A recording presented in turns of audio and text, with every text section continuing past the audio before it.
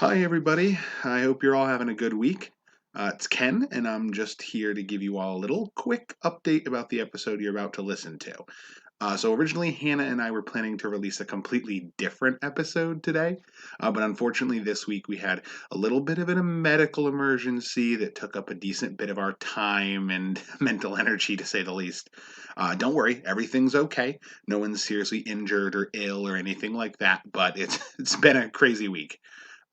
We have a ton of medical bills coming up in our future, but Hannah's been working on some neat designs to put on stickers and hoodies on a Teespring page that she has. I'm actually going to link that in the description below. If anybody was interested, she gets a cut of the profit from anything that you purchase, and we expect our bills to be fairly high, unfortunately. So if there's anything cool that you want to grab, feel free to do so. We appreciate any help you can provide, but of course, no pressure at all. But other than that, while we wait to get the next podcast episode to you, our originally intended episode, we hope that you enjoy this fun little bonus episode we've kind of had waiting in the wings that we're going to release a little bit early in place of our other one this week. It's a little revisit to some of our D&D campaign stories, guest starring another player from our campaign. So thank you all for understanding. We hope you enjoyed this week's episode. A little bit different than what we had hinted at in the description of the past one, but we hope you enjoy it all the same. Thank you all for understanding, and see y'all next week. Love you. Bye. Hello, everybody. Hello. Welcome to yet another exciting episode of the Wisdom Save podcast. I'm Ken. I'm Hannah. And today we actually have another special guest on our podcast. We'll talk a little bit about what we have our guest on for, but why don't you introduce yourself? Hi, I'm Kyle. I have the pleasure of being in these two's D&D group for the past, what is it, 5, 6 years now? Going on 6, yeah. Once we factor in the new campaign, for sure. Yeah, it's been a real blast, but also I've been friends with both of them for longer than that. So here we are. Since I was in high school, which I'm ancient, older than like the dust beneath the core of the earth at this point. So. Antediluvian. Yeah, right. Yeah, I predate the dinosaurs by some degree. At least when I have back pain, I feel like I do. But yeah, so we have Kyle on today. He is, for those of you who saw our podcast about our Dungeons and Dragons campaign, he's a long-standing member of our campaign. He was the player of the Tiefling Bard Warlock Kallista, Kallista's twin sister, the Tiefling Rogue Unity, and our much beloved hulking barbarian superhero who sees books as more of a food than a reading resource. Setanta, the Hound. They're called word sandwiches. Words. Oh yeah, right. The classic word sandwich meme, I guess, from our campaign. We did have a lot of campaign memes that devolved from. Wasn't Raffi the only one who didn't think books were for eating in that group, except for maybe Kellen? Oh, of the Bash Bros? Yeah. Well, Kellen didn't think they were for eating because he's like noble born, like classically trained. He was taught to play the piano at a young age, but like also they were being really funny about it, so of course he didn't play along. He's also a 17-year-old boy who's very impressionable, so. And he happened to be part of the group known as the Bash Bros. Yeah, we talked about the Bash Bros in the last one. He was, so many good adventures back. But for anyone who didn't know, they were a bunch of muscle boys and then one spindly small child. Right, who really desperately wanted to be a muscle boy, but it wasn't in the cards for him. But he fit in with the group. Anyway, so since we've seemed to have jumped ahead on our topic, that's okay. We're excited about it. The reason why we have our special guest on today is because we're going to talk a little bit more about our long-standing old campaign.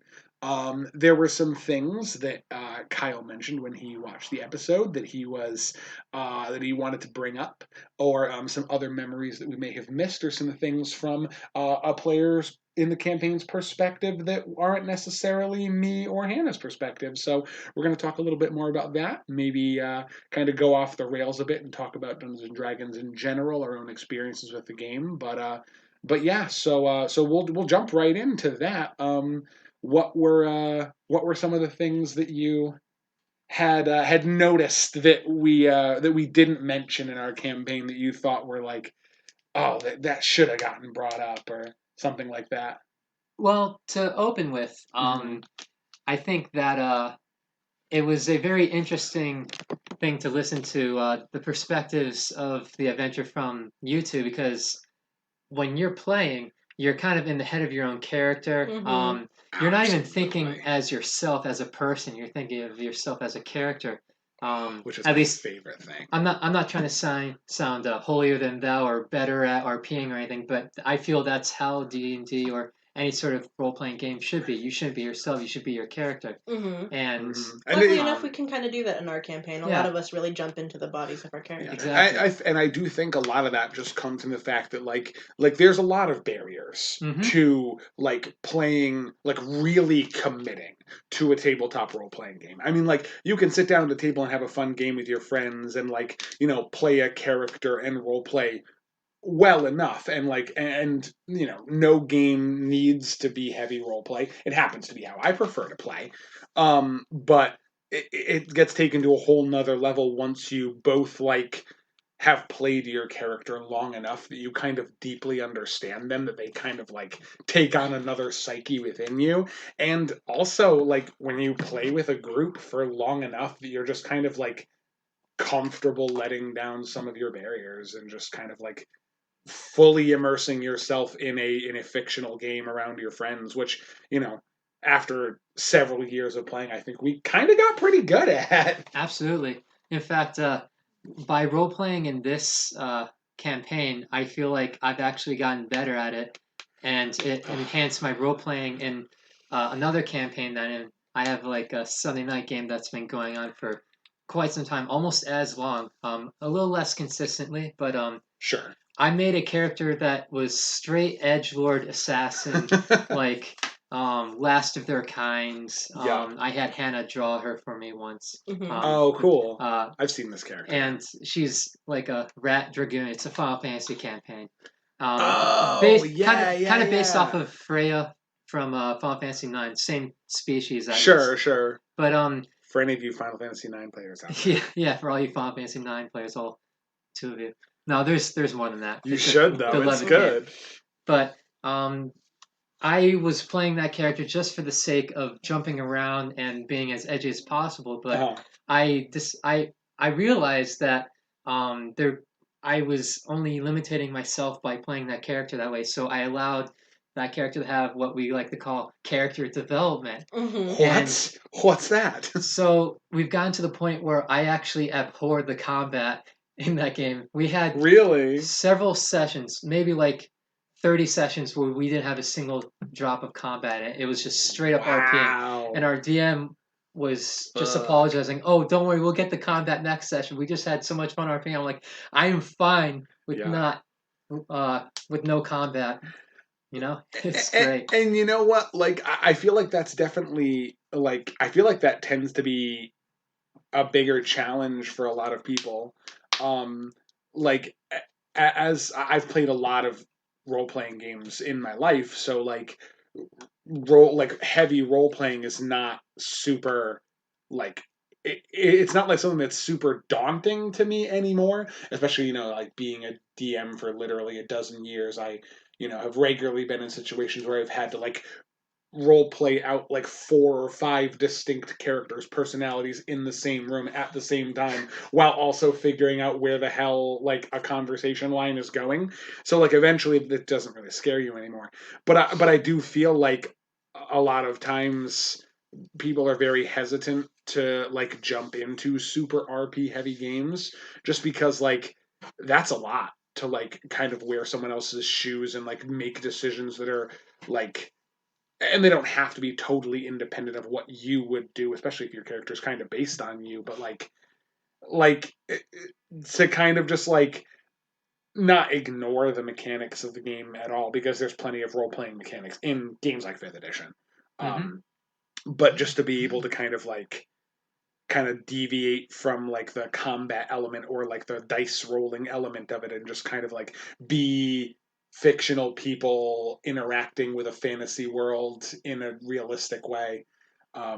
Once you do that for a long enough period of time, it gets kind of intimidating. I feel like I like combat a lot for that purpose. Like I like that's the thing is like I commend whoever your DM was for that campaign because like I don't know if I could run games for that long without a little bit of combat because for me it's like a breather. Like it's just like I can kind of break up the tension a little bit. Like some stuff is gonna happen. It's gonna like fly in front of your face, and then we just kind of like roll some dice, have some fun action. I describe some cool like cool flips and like spinning sword parries and things like that, and I can just kind of like de-escalate from all of the lots and lots of talking. But damn, what did you say? Like 30 sessions, yeah. 30 sessions And of role playing. Bless it was their crazy. heart. It's a very political heavy storyline. I like that a lot too. So it makes sense that there wasn't too much combat, but on the other hand, I was playing a character that was literally an orphan assassin who was employed by the bad guys at a certain point and wanted to do nothing more than to stab everyone who, wronged her and her lost family. But Right. now she's literally the queen of a desert nation. So, See, yeah, it's an edgelord success story. An edgelord succession story. Yes. Yeah, it's pretty fantastic. But yeah, so back to the question you asked in the beginning. right. We are experts at getting sidetracked. Trust me. I feel like the more of our players we add into the podcast, the more sidetracked we'll get. Not me. Not you. You're very like laser focused. So anyway, back to the question back you to asked. the question we asked. Yeah. What was the question I asked? You were asking about things that he noticed or like that we didn't mention. Yeah. So what were some things that you when you were watching through the previous episode? What were some things that you like thought, oh man, like I really wish that had gotten brought up because that was a cool moment that I liked, or like what was like something from maybe like from Kallista or Unity or Setanta's perspective that they saw differently or that you saw differently as a player. Yeah, I was talking about perspectives and then I tangent. Yeah. But I was noticing that like you spoke about the tournament of power as we affectionately call it. Where all of our characters fought for supremacy for the enjoyment of the peoples, the common peoples, to inspire them. I think we brought it up in that previous episode, but it was basically like they threw a festival in the middle of the city of Waterdeep because all of our characters were like heroes who were going to march off to battle and fight against this evil cult, so they wanted everyone in the town to know us, so we all ended up kind of pairing off against each other and having an exhibition match. Yes, and all of your favorite matches were decidedly ones my characters weren't really mentioned in, so I'm going to talk about my favorite matches. Oh, please do, because I loved so many of those. Well, that's the thing is I loved all of the matches, but you can't be like all of them were my favorite. Right. Sure you can. Well, that's true, but that'd be a whole other podcast. That'd be a whole podcast. Anyway, your favorite matches. Please, I'd love to. Incidentally, my characters went up against Ryan's characters. My Kallista went up against Geth, the Bahamut worshipping paladin, who is. I remember this fight. Who, on a bad day, could take Kallista out in 2 hits, and on a good day, 1. So I knew going into this fight, it was going to be playing uphill the entire time. So I opened my book of scumbaggery. I'm like, how can I cheese this guy as best as possible as a bard warlock? And then I realized I had all the answers I needed. I had slow, I had confusion, and I had Eldritch Blast with both invocations that allowed me to push him back every time I hit him. And deal extra damage. I can't believe we never mentioned Kallista's. What is that? Is it literally called like Eldritch Push or something? There's Agonizing Blast, which adds the charisma Repelling bonus. Blast. Repelling Blast is the one that pushes 10 feet. So if you hit them against the wall, they take 10 feet of wall damage. Yeah, or like fall. Yeah, like 10 feet of like falling damage because they fell sideways or something. I don't know. It's weird. Getting slammed into a wall. Yeah. You get pushed into a wall, it hurts. But yeah, no, I actually. I gotta say I did enjoy Kallista versus Geth's fight as well because it was a little bit later into the tournament. The two of you had already won matches, right? You already won at least one match. Kallista had beaten. Kallista beat Fernir, and Geth won against somebody. I don't remember who Geth's first opponent. Oh, his first opponent was Kellen. Oh yeah, he said won. grit your teeth and took him out. Yeah. That was This is rough. bad advice. Don't grit your teeth. Yeah. Well, see, it that was a Gurren Lagann reference. Yeah, but it was funny. I'm just saying, bad advice.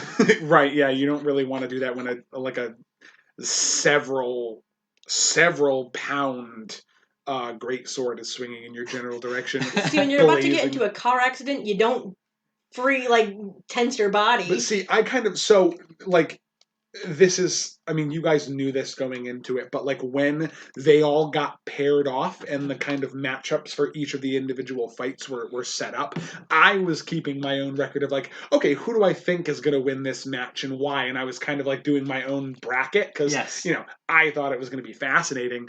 And like I knew going into the fight that like I had Geth's odds of winning the whole tournament as really, really high. Geth and any of the barbarians. Mm-hmm. I had really high because like, I mean, they're like an Oath of Vengeance paladin, which is what Geth was, and then basically any barbarian. In Dungeons & Dragons, like, it's a group game. There's exploration as a factor, and certain classes are better at exploration than others. Certain classes are better at, like, social situations than other classes. Some classes are, like, hardier in combat. Paladins and barbarians especially are really, really good at 1v1 combat. So I was just kind of convinced, like, they're going to get there. That was the exact reason that I kind of predicted, and it played out that way, that Kellen was going to lose to Geth, because, like, he's this, like, stick-skinny little sorcerer boy. He's got some pretty cool spells, and he can kind of keep Geth off his toes, but all Geth has to do is reach him and swing the sword, and I go down. I mean, by that same method, you could assume that Cyrano would have lost to Sven. Exactly, and that was where, and we'll talk about that fight too, but that's what it all kind of came down to. It's like, it became a challenge of, as a player, and this is why it was so much fun to run for these guys.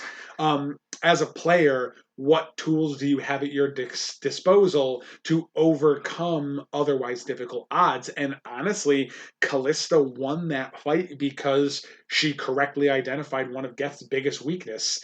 He's a heavy sword wielder with no ranged attacks in heavy armor. You just played keep away and kept bouncing him back. Except I lost. Right. That's the thing. But that's the thing, exactly, is that like...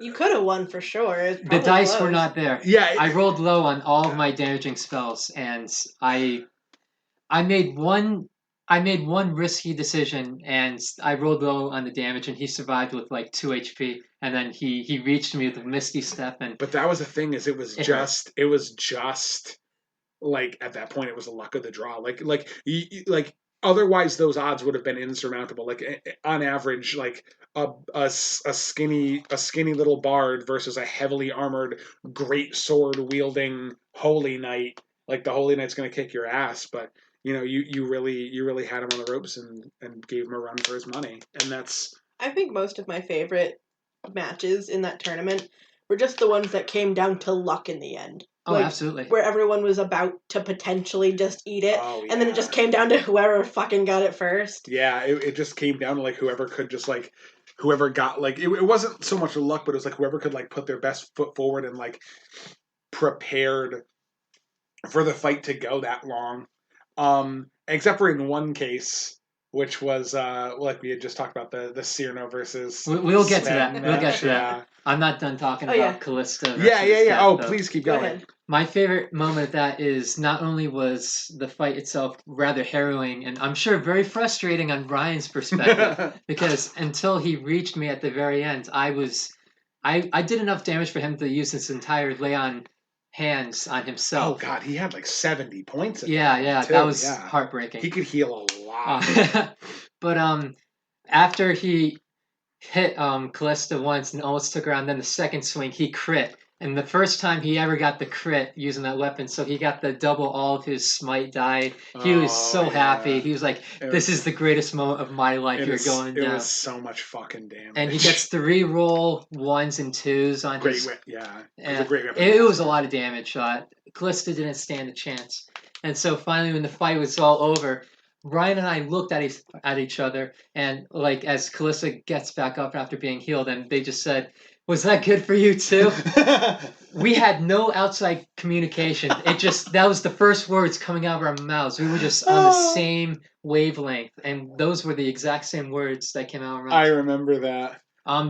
Those words had been the reason why we said them was because we play a lot of co-op games together, and there was a game we had played where that was a line that stuck out to us because it was funny in the context. Yeah, of the game. Right. Well, it's got like that innuendo appeal. Yeah, makes it kind of hilarious. But the fact that we said it at the exact same time was hysterical to me.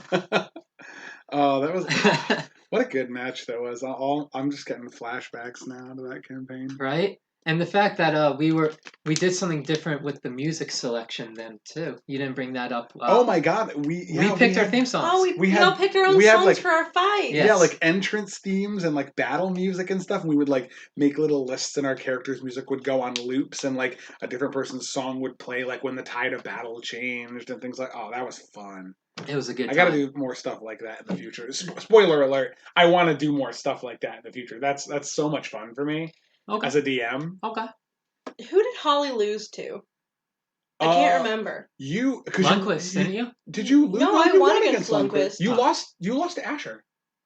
Oh, yeah, because I had to play myself. Yeah, I ended up having to NPC Asher for that fight. Yeah. Yeah, because he won his round. Were you against Lundquist? No, you were against Lundquist in the second round. So Holly won. I won against Aurora. I won against you beat Lundquist. And then I think I had to fight Asher or something. Yeah, because Asher beat Lem, and then Asher beat who else did Asher beat? Asher beat someone else after that. Luciano.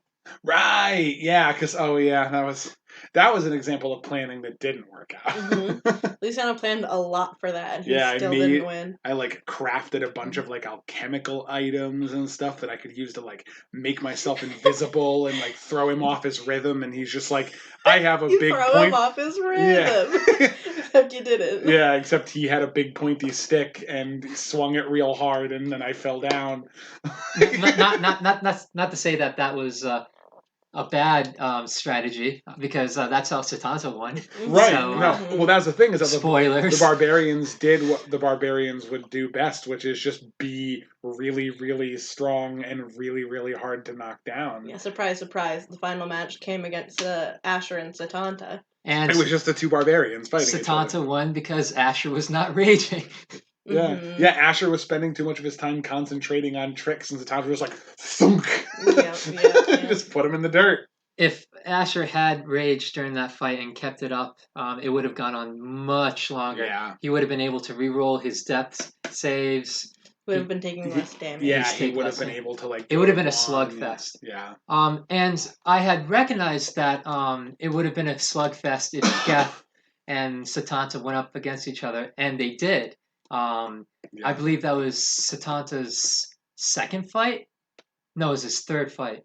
Really it had to be because that one. Geth was later on in the tournament. Yes, it was semifinals. Yeah. But let's talk about Cerno versus Sven for a moment. Oh, what a good fight. You mentioned it in the podcast last time. Right. But the fact that as someone who hangs out with Ryan outside of D&D all the time, at the time, I live with him now. Right. But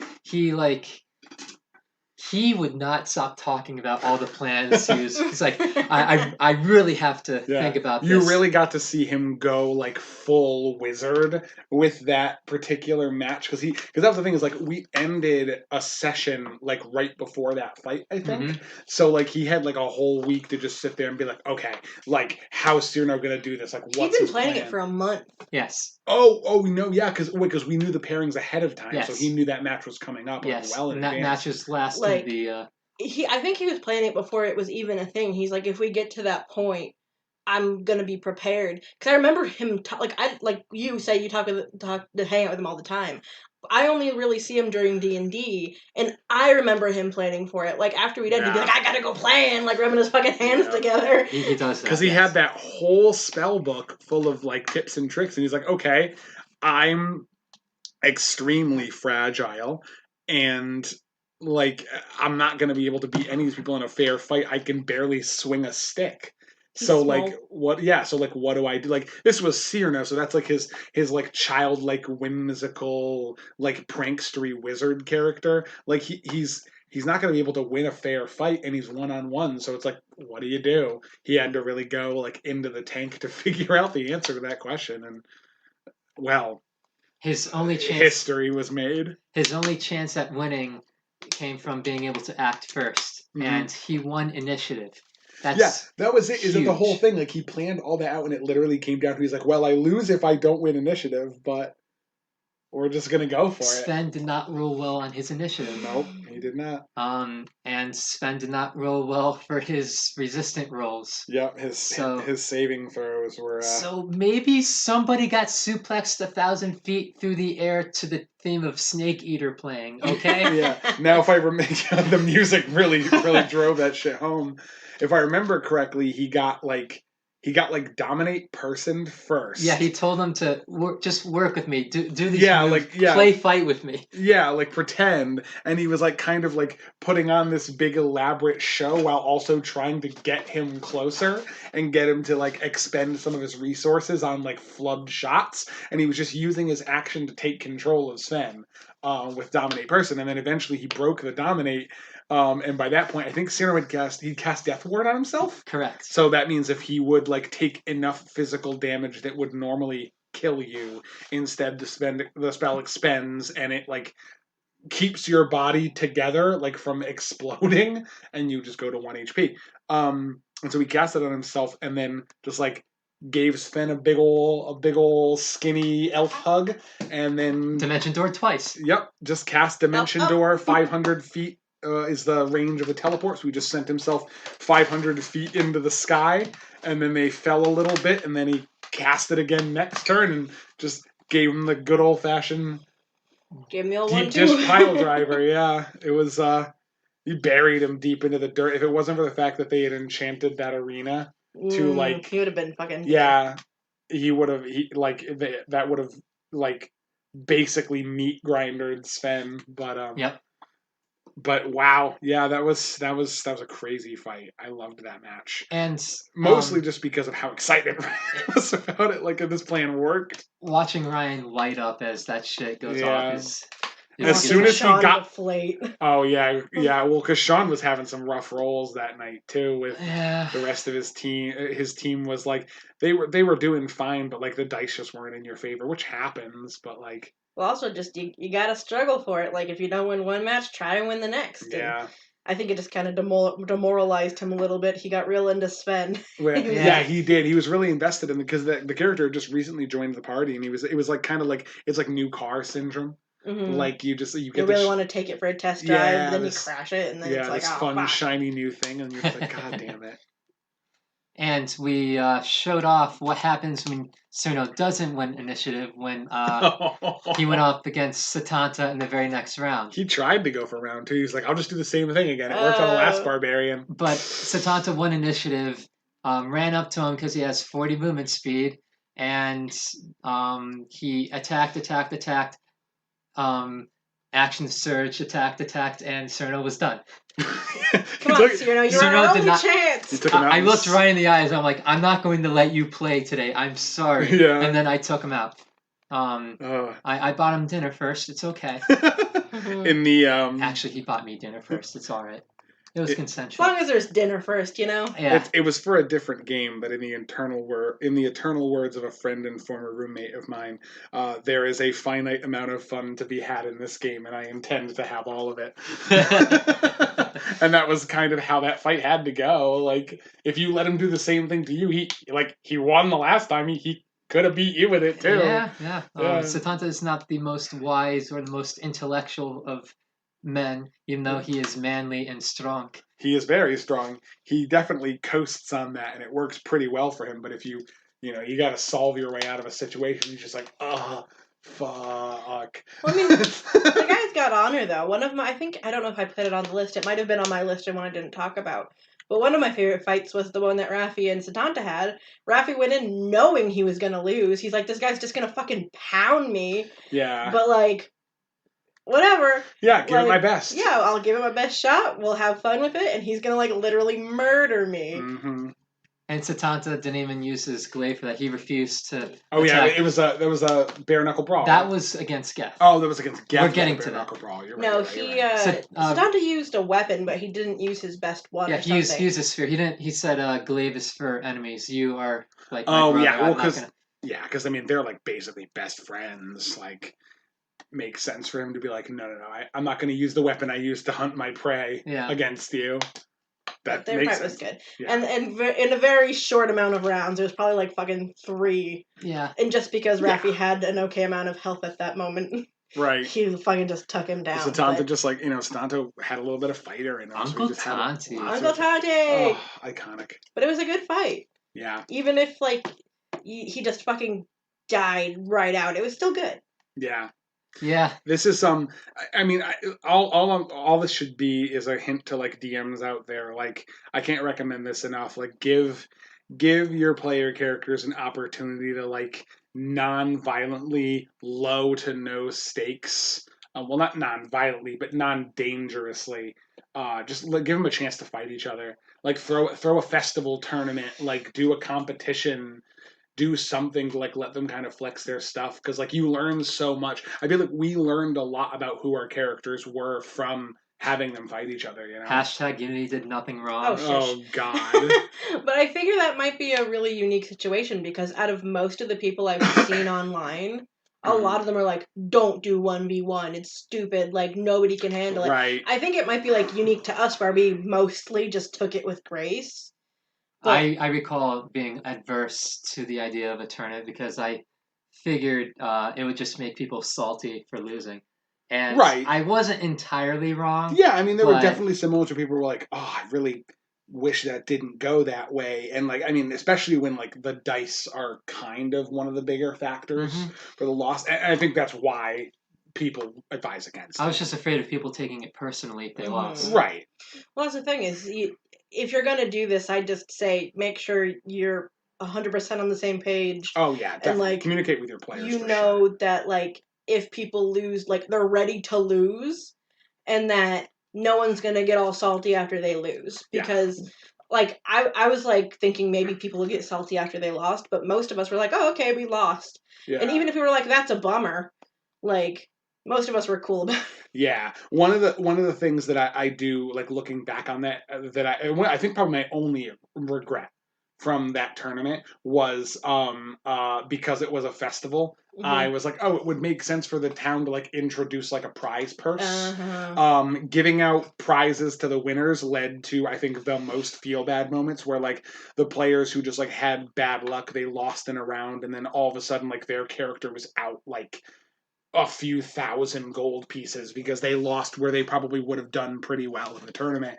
And like that runs into whole other issues of like, oh, because they're low on money, now they can't buy as much stuff, so that character has like less cool trinkets and shit that they could buy. Like, even if it's just like, I have less potion money, like they run into more problems in the future. So I definitely think like, if you're going to do something like that, communicate with your players for sure, and also don't introduce like too much of a like significant prize so that there isn't a huge gulf in like power and resources for your players and their characters. Make it more about RP and less about winning a prize or winning the battle. Yeah, because the best thing about the tournament was using the tournament as an opportunity to like have our characters interact in the middle of a fight in a way that wasn't cooperative, like getting to like know how they would deal with, or like how they respect or don't respect the threat level that their allies provide. Like, who in this party takes the others as an opponent seriously?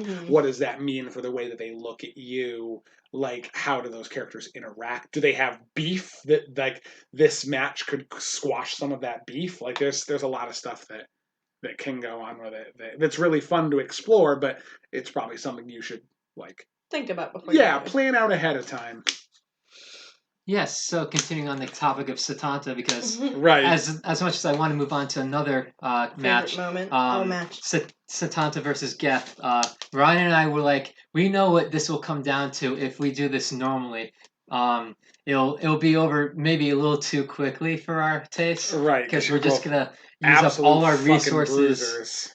So Setanta and Geth, in character, made the decision to use no weapons except their fists. We took a page straight out of Yu Yu Hakusho, I was the just Dark about Tournament. To say, the Yusuke and Shu fight in the Dark Tournament. Yes, the knife edge death match.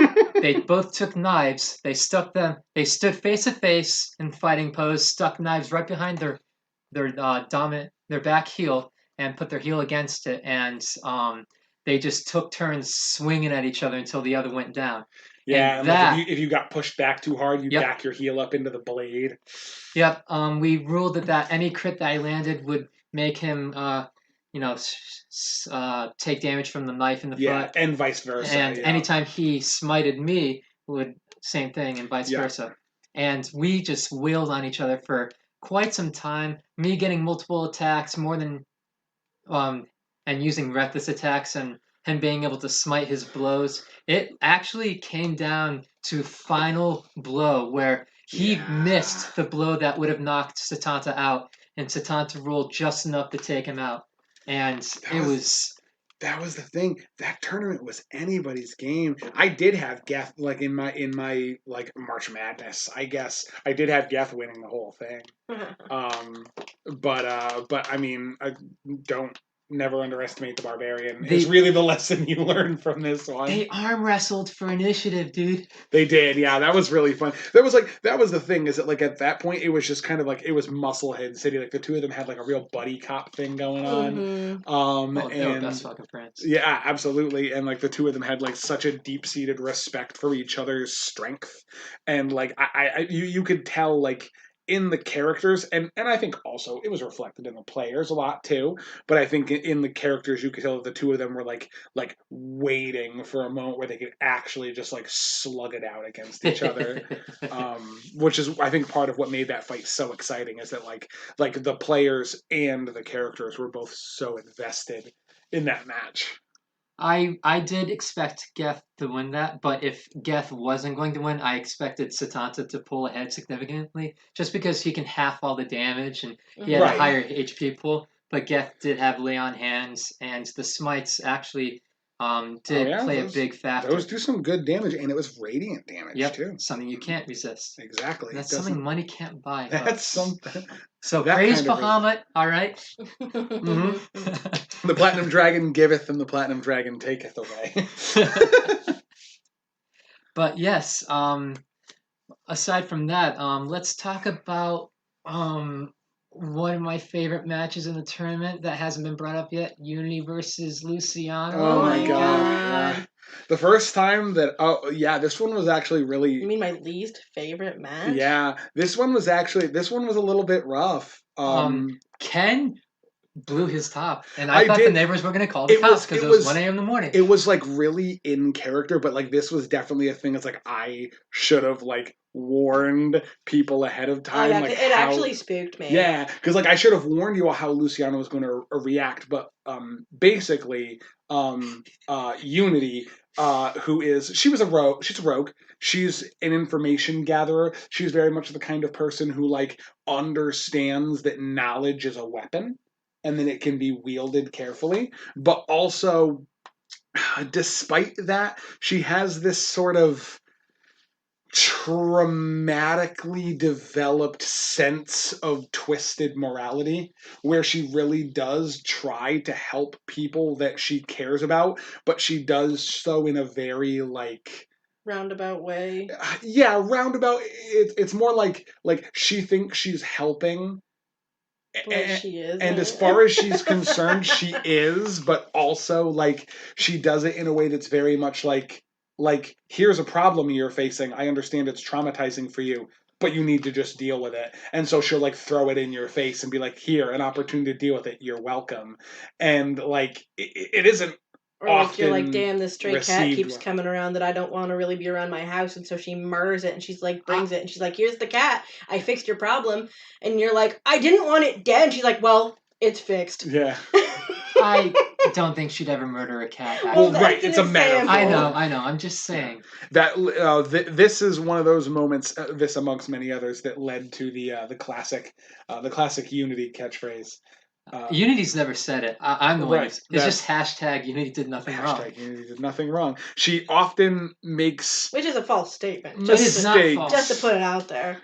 To this day, she makes a lot of mistakes, and to her they don't seem like mistakes because she really genuinely was trying to help, but we should just change it to Unity made an oopsie. Yeah, Unity did a whoopsie. Well, like, she didn't do anything wrong, she just made an oopsie. Like, make it real innocent. So basically what happened was Luciano's whole backstory was a little bit mysterious. Some of the characters in the party kind of knew vague details about it, and Unity was kind of able to use those vague details to piece together that Luciano was involved in piracy along the coast of the Coran Archipelago and the Sword Coast in general, but mostly kind of kept away from the major cities to keep a low profile.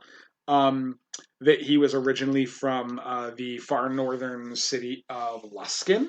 That's where his dad was a nobleman and a very wealthy ship captain up there. He ended up getting involved in some criminal activity, mostly because he was like a bored rich kid who had this sense that like, I can fix society because I have the resources to do it. And then ended up like getting kind of emotionally manipulated by this really shitty kid who was kind of like a member of the lower class of the citizenry of Luskin.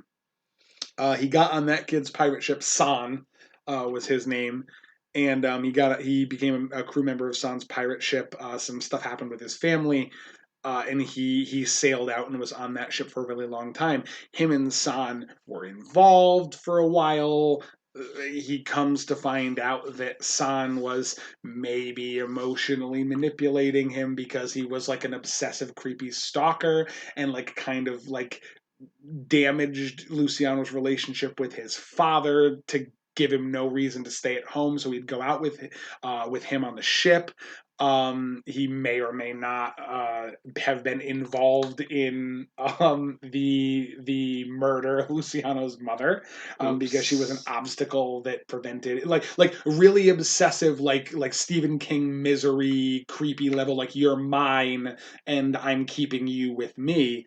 So his whole backstory was like kind of getting away from San and then like getting him busted and then setting off on his own, starting his own crew.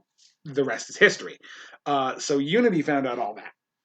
And Unity tracked down San's prison and made a deal with some of the guards at the prison for a prisoner exchange. It was a prisoner exchange, was that right? Was that how you busted him out? You like convinced them that you were transferring him to the prisons at Waterdeep? Yeah, I think that's just it. I don't think there was an exchange involved. I think I just took him. Yeah, you were just like, oh yeah, you prisoner like transfer. Yeah, you used guile and like legitimate like documentation and like just your general talent with the criminal underbelly to kind of like trick these people into letting him go. The gents help. Oh yeah, right. The Jintarim, the Black Network. They're a criminal organization that operates in the Forgotten Realms. If you're familiar with that setting, which she was a member of. So she got their help and managed to get him busted out of prison.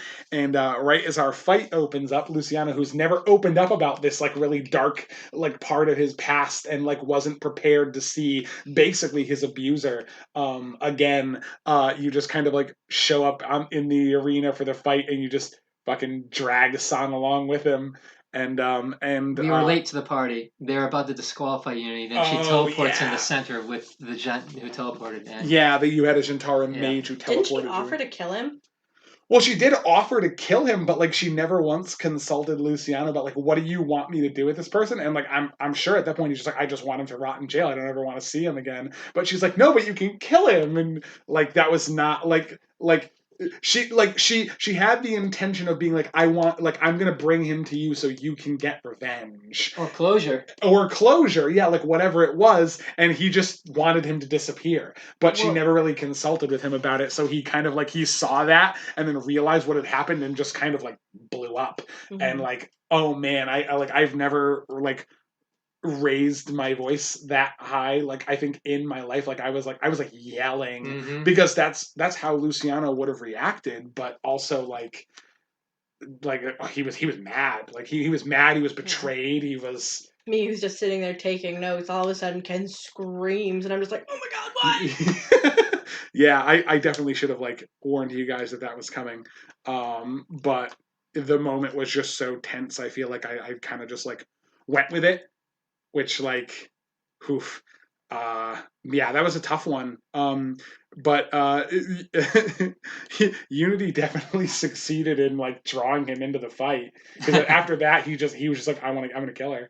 Like, he was like absolutely ready to just end your whole shit. Like, and the night before, I mean, that's when they were talking about they had a very like private discussion about their past and stuff. They were opening up to each other. They were opening up to like each other. He revealed that knife that he keeps in his boot. Yeah, the murder weapon that killed his mother. Yeah, and he's like, I'm gonna use this to kill the killer one day or whatever. Yeah. And so she's like, but she doesn't know where he is. What if I found him? He Right. could get closure, something I never could. Well, that was a thing too. Is it like it's classic to Luciano's like behavior, but he's very much like the blustery type. He's all talk, no walk. Yeah, exactly. So like he's gonna sit there and like say in private like, oh, I'm gonna use this knife to end the killer's life someday. But like he knew who the killer was, and he wanted him to disappear. He wanted to hear someday after he had gotten old that he had died in prison, and that was the end of it. Mm-hmm. But like he wanted to act tough when he was like opening up to you, and it, that was a bit of a goof on his part, because he didn't realize you had the fucking tools to make that a reality for him, and then he didn't know what the fuck to do. Oops. Yeah. I mean, I didn't do anything wrong. Unity didn't know she was doing anything wrong. I mean, maybe Luciano shouldn't have put that idea in her head. Well, but honestly, no, and the thing is, like, when you go to an assassin and you say, I want to kill someone. Yeah, ooh. Honestly. Okay, so we're victim blaming here. No. I just want to blame both of y'all. Okay. You're both wrong. Yeah, that fight, but that fight turned out really, really intense, I think, because of that. Because like the thing is, their fight was just going to be like kind of whimsical and fun, but it had a really dramatic turn to it, because like all of a sudden there was like legitimate betrayal. And who won that fight? Was it Luciano won? Yeah. I used the water elemental and stayed really far back and just kept like poof. Because then he fought Asher afterwards, and Melisana fought Unity in the losers bracket. Right. Yeah. Yep. Yeah. Unity fought Len. Oh, we should mention that the losers bracket was done entirely through RP on the Discord server. Right. Yeah. Well, because we were finding, and how we mentioned before that like Cyrano was at the bottom of the thing, and he had like a month to prepare for that fight. We announced what the pairings were going to be, and like just with how in depth each of the fight went, and how like regular length, but like probably about 4-hour game sessions we had, because we would play at night. We really only got through like 2 fights a week. Mm-hmm. So it took us like a good month to get through the first round. And then we had the losers bracket like already planned. It's like, oh yeah, like that's where they can go. Like if they lose twice to be out, to give players more of a chance to kind of use their characters and stuff. But we also connected prizes to that one too, even though they were smaller, so that even losers could get prizes. Yeah, could like if they did well in the losers bracket, they could still get stuff, which was kind of a way for me to course correct on the other thing. But yeah, that ended up turning into like, okay, we can't just be doing this tournament for the next 3 months in game. Okay. So we could have, but I think that eventually it would have kind of like lost a little bit of its spark, and I wanted to keep up the hype for as long as we could. So we ended up doing the losers bracket entirely through like Discord RP. We would like the two players would like write a little like short story about like what happened during the fight and kind of like come to a conclusion about it, which was. It was an interesting way. It was an interesting way to play D&D without rolling dice, which was odd. But there were some pretty cool fights in that as well. Did Holly ever fight anyone in the losers bracket? I hope so. She got up to like semifinals. Well, yeah, because we ended up like basically running out of time, and we didn't write a bunch of those matches. Like we never actually wrote them out. We just kind of decided like, okay, this is probably how this would go. Yeah, just because like we were running low on time, and like there were like random breaks we needed to have in the middle of like week-long breaks that we needed to have in the middle of the fights. And like I had a whole bunch of plot points that were burning a hole in my pocket, and I kind of needed to get everybody like back into like the main storyline. So we kind of never really ended up finishing this. Plus, some people like, some people work like 40-hour week jobs, so it's like it's not like it's like, hey, thanks for putting in an 8-hour day. Now go home and write like 4 pages of like for our 6-hour game at the end of this week. Yeah, like no. I mean, that's how I normally RP outside of D&D. So. Yeah. It works for some. I'm glad to do it. Even if I worked 40 hours, I'd be like, every moment of my life outside of work better be D&D. Right. Yeah, that's the thing. It worked for some people. It didn't work for everybody, so some of the matches just didn't get finished. But yeah, you would have been pretty high up in the losers bracket because you lost like late. I lost to Asher, and then and Setanta fought Geth, and then Geth. And yeah, because you were in the final 4. Yeah, so you would have been in like the top the top 2 of the losers bracket, I think. Yeah, I don't remember who those were. Anyway, Kyle, did you have any other favorite fights, or did you have any other favorite like moments that we skipped over? Well, I wanted to put in some background information on some of that RPing fights. So, sure. When it came down to the losers bracket, Unity and Lem were paired up against each other, and I think is that when their like weird little chemistry started? It might have been right after that, actually. I think it was. If I remember, I still have the chat logs in my computer. Yeah. It was like caked into that. Like they kind of like were having a conversation and realized like, wow, our partnership could be mutually beneficial. Yes, like, yes. Oh, they were being very coy about it. Yeah. But, okay. It was it wasn't very subtle, but they were being coy about it. Right. Yeah. Yeah. Unity poisoned him before their fight. That's right. I remember that. She poisoned him. True love. Honestly, though. How did you? And he loved it. I poisoned him. Oh yeah. I actually gave him. We drank. He drank poisoned wine. I drank regular wine because he doesn't pay attention. So that's too trusting. Yeah. He trusted me, and that was his mistake. They had a good fight. We were talking with each other about who would actually win the fight. Like, should Unity win or should Lem win? What happens if Lem wins? He goes on to fight Melisana. Then if Unity wins, Unity goes up against Melisana, and they get to have that, which is what ended up happening because Melisana is Luciano's wife. Yeah, so she wanted like revenge for the shit you pulled, because she was, I think, the only one in the party like besides Unity at that point who knew anything about Luciano's like backstory, and it was like she knew the whole thing, so she knew like how painful it must have been for him to see San again. And so she was just like, I'm gonna kill her. And she had that belt of hill giant strength, so she was like a big strong lady, and she was like, I'm gonna break her. Like she slapped Unity pretty hard, but they ended up dying. Yeah, there was a double knockout. Yep, yeah, we knocked each other out at the exact same. Because what was it? Because she landed the finishing blow, and you fired off a hellish rebuke that knocked me out. I believe that's how it was. Yep, good old tieflings. Everybody else was just kind of mad at Unity because they knew she did something to Luciano. Yeah, they didn't really understand why, but Luciano acted like very out of character, and everyone was like, okay, so like you fucked up. I don't know how. Except for Raffi. Raffi wasn't really mad with Unity. He knew something was going on, but he was like, I feel like it's not all face value right now. Well, yeah, because Raffi is the wisest of us and knows how to read situations. So he tried to like talk to Unity, but she did not respond well to after the fact. She's like, "Fuck you, get out of here." Yep. Well, I mean, she was just like, "Why aren't you making fun of me or ignoring me like everyone else? I don't want anybody's pity right now." Right. I made my own choices. I was just trying to help. I'm just waiting for them to come around. Yeah, well, I think she probably perceived. She probably thought it was pity. It wasn't. Oh yeah, pity. Absolutely. But she's a little twisted and has not changed much. But I mean, it's situations like that were absolutely a joy to go through.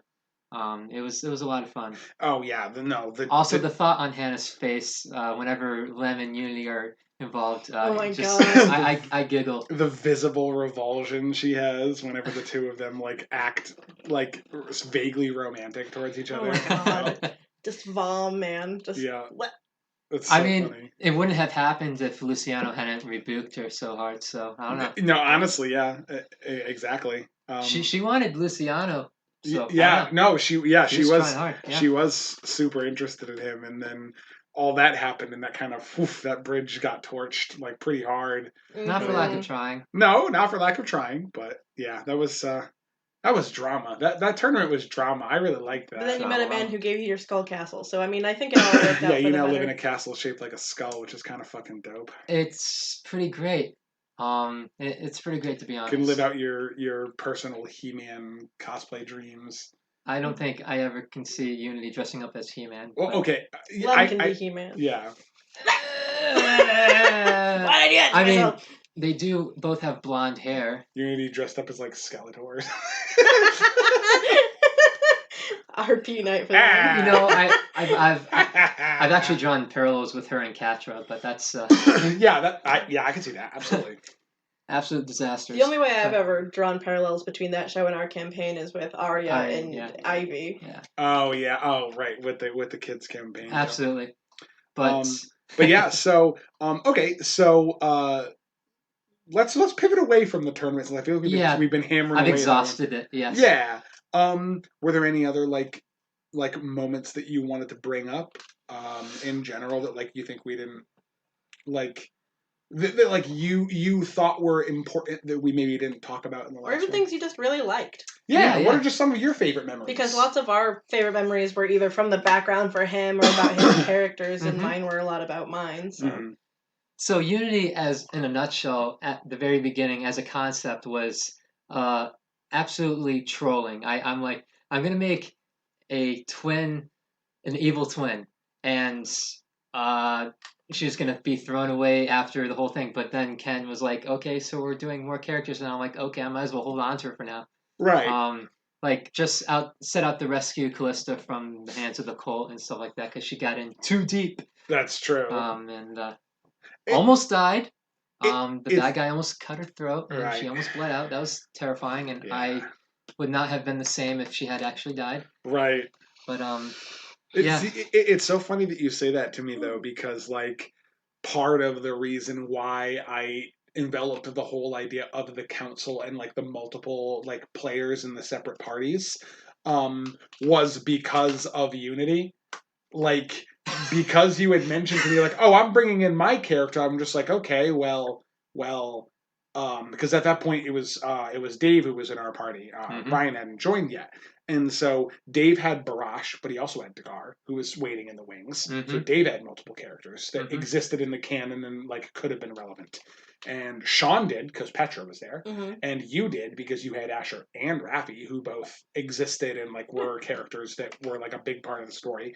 And then you now had Unity, and then I had already had Luciano as a character that I had used and was building in 5th edition Dungeons and Dragons that was connected to Melisana. And then like I thought up the idea of Kellen because like I wanted, when you guys came back, you were already kind of higher leveled for the Horde of the Dragon Queen, so I wanted to give you guys a level 1 character to just kind of follow you around and be like, oh boy, what are we doing? And so like I kind of came up with him and tied him into Melisana's backstory, but at that point, it's like when you came to me and you're like, okay, here's her twin sister, I was like, oh, everybody's got backup characters? I wonder how I can find a way to make that be relevant to the plot somehow. And so that was kind of where, like, you coming to me and being like, okay, yeah, Unity's going to pretend to be Kallista and, like, go looking for her. That was kind of, like, the thing that made me start thinking about, like, well, how do I incorporate those bonus characters into the plot? And so, yeah, so honestly, it's funny that you say, because you're like, oh, yeah, like, I kind of just made her as a joke, and then she became important later. but that the reason why she became important later was only because you made her as a joke. Yes. The cycle is perfect. You called my bluff, I guess. Yeah. I was like, haha, sucks to suck. Now you have to come up with a whole other character concept and a backstory. And I did. Deal with it. Yeah, it was great. And it was terrible. Not to mention about Kallista being in a lot of trouble most of the time. Do you remember when we locked her in that box? And we waited. God. And we waited for her to get stolen by the cult, and like. Oh no! Yeah, and so we trailed her, and then like I don't know why, but like the cart they were running started like sinking into the mud, and so like me and like Lundquist were like trying to pull the box out, but then like eventually we gave up for some reason, and then someone had to like break the box open, and she like got out of it. It was already like half full of. Yeah, because you found out that there was a warehouse on the road that they were dropping off supplies at, and then people were coming from the nearby swamp castle and like taking it through a secret underground like sewer route. Mm-hmm. So you're like, here's a great way to get involved in that. Let's just throw Kallista in one of the boxes, and then when they come to pick up the cargo, we'll just like use magic to follow her, because I'm pretty sure it was Brosh was with us at the time, and I'm pretty sure he had locate object. Mm-hmm. So he was like, oh yeah, we'll just like cast locate object on something Kallista had, like her musical instrument or something, and then we'll just follow the cart, and then we'll find out where they're going.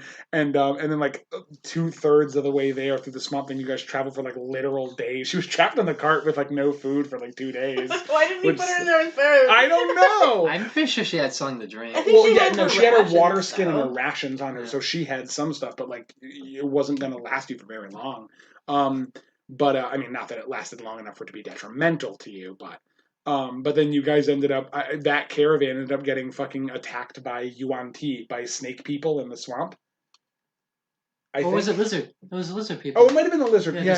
Because you guys encountered the Yuan Ti later. Mm-hmm. Yeah, it got attacked by lizard folk who were trying to like take the cargo, and that's how like they hit the cart, and then they took off and bumped your barrel off, and then you were just fucking sinking into the muck. They came across you like half submerged, and you're like, what do we do? With cramps and back pain.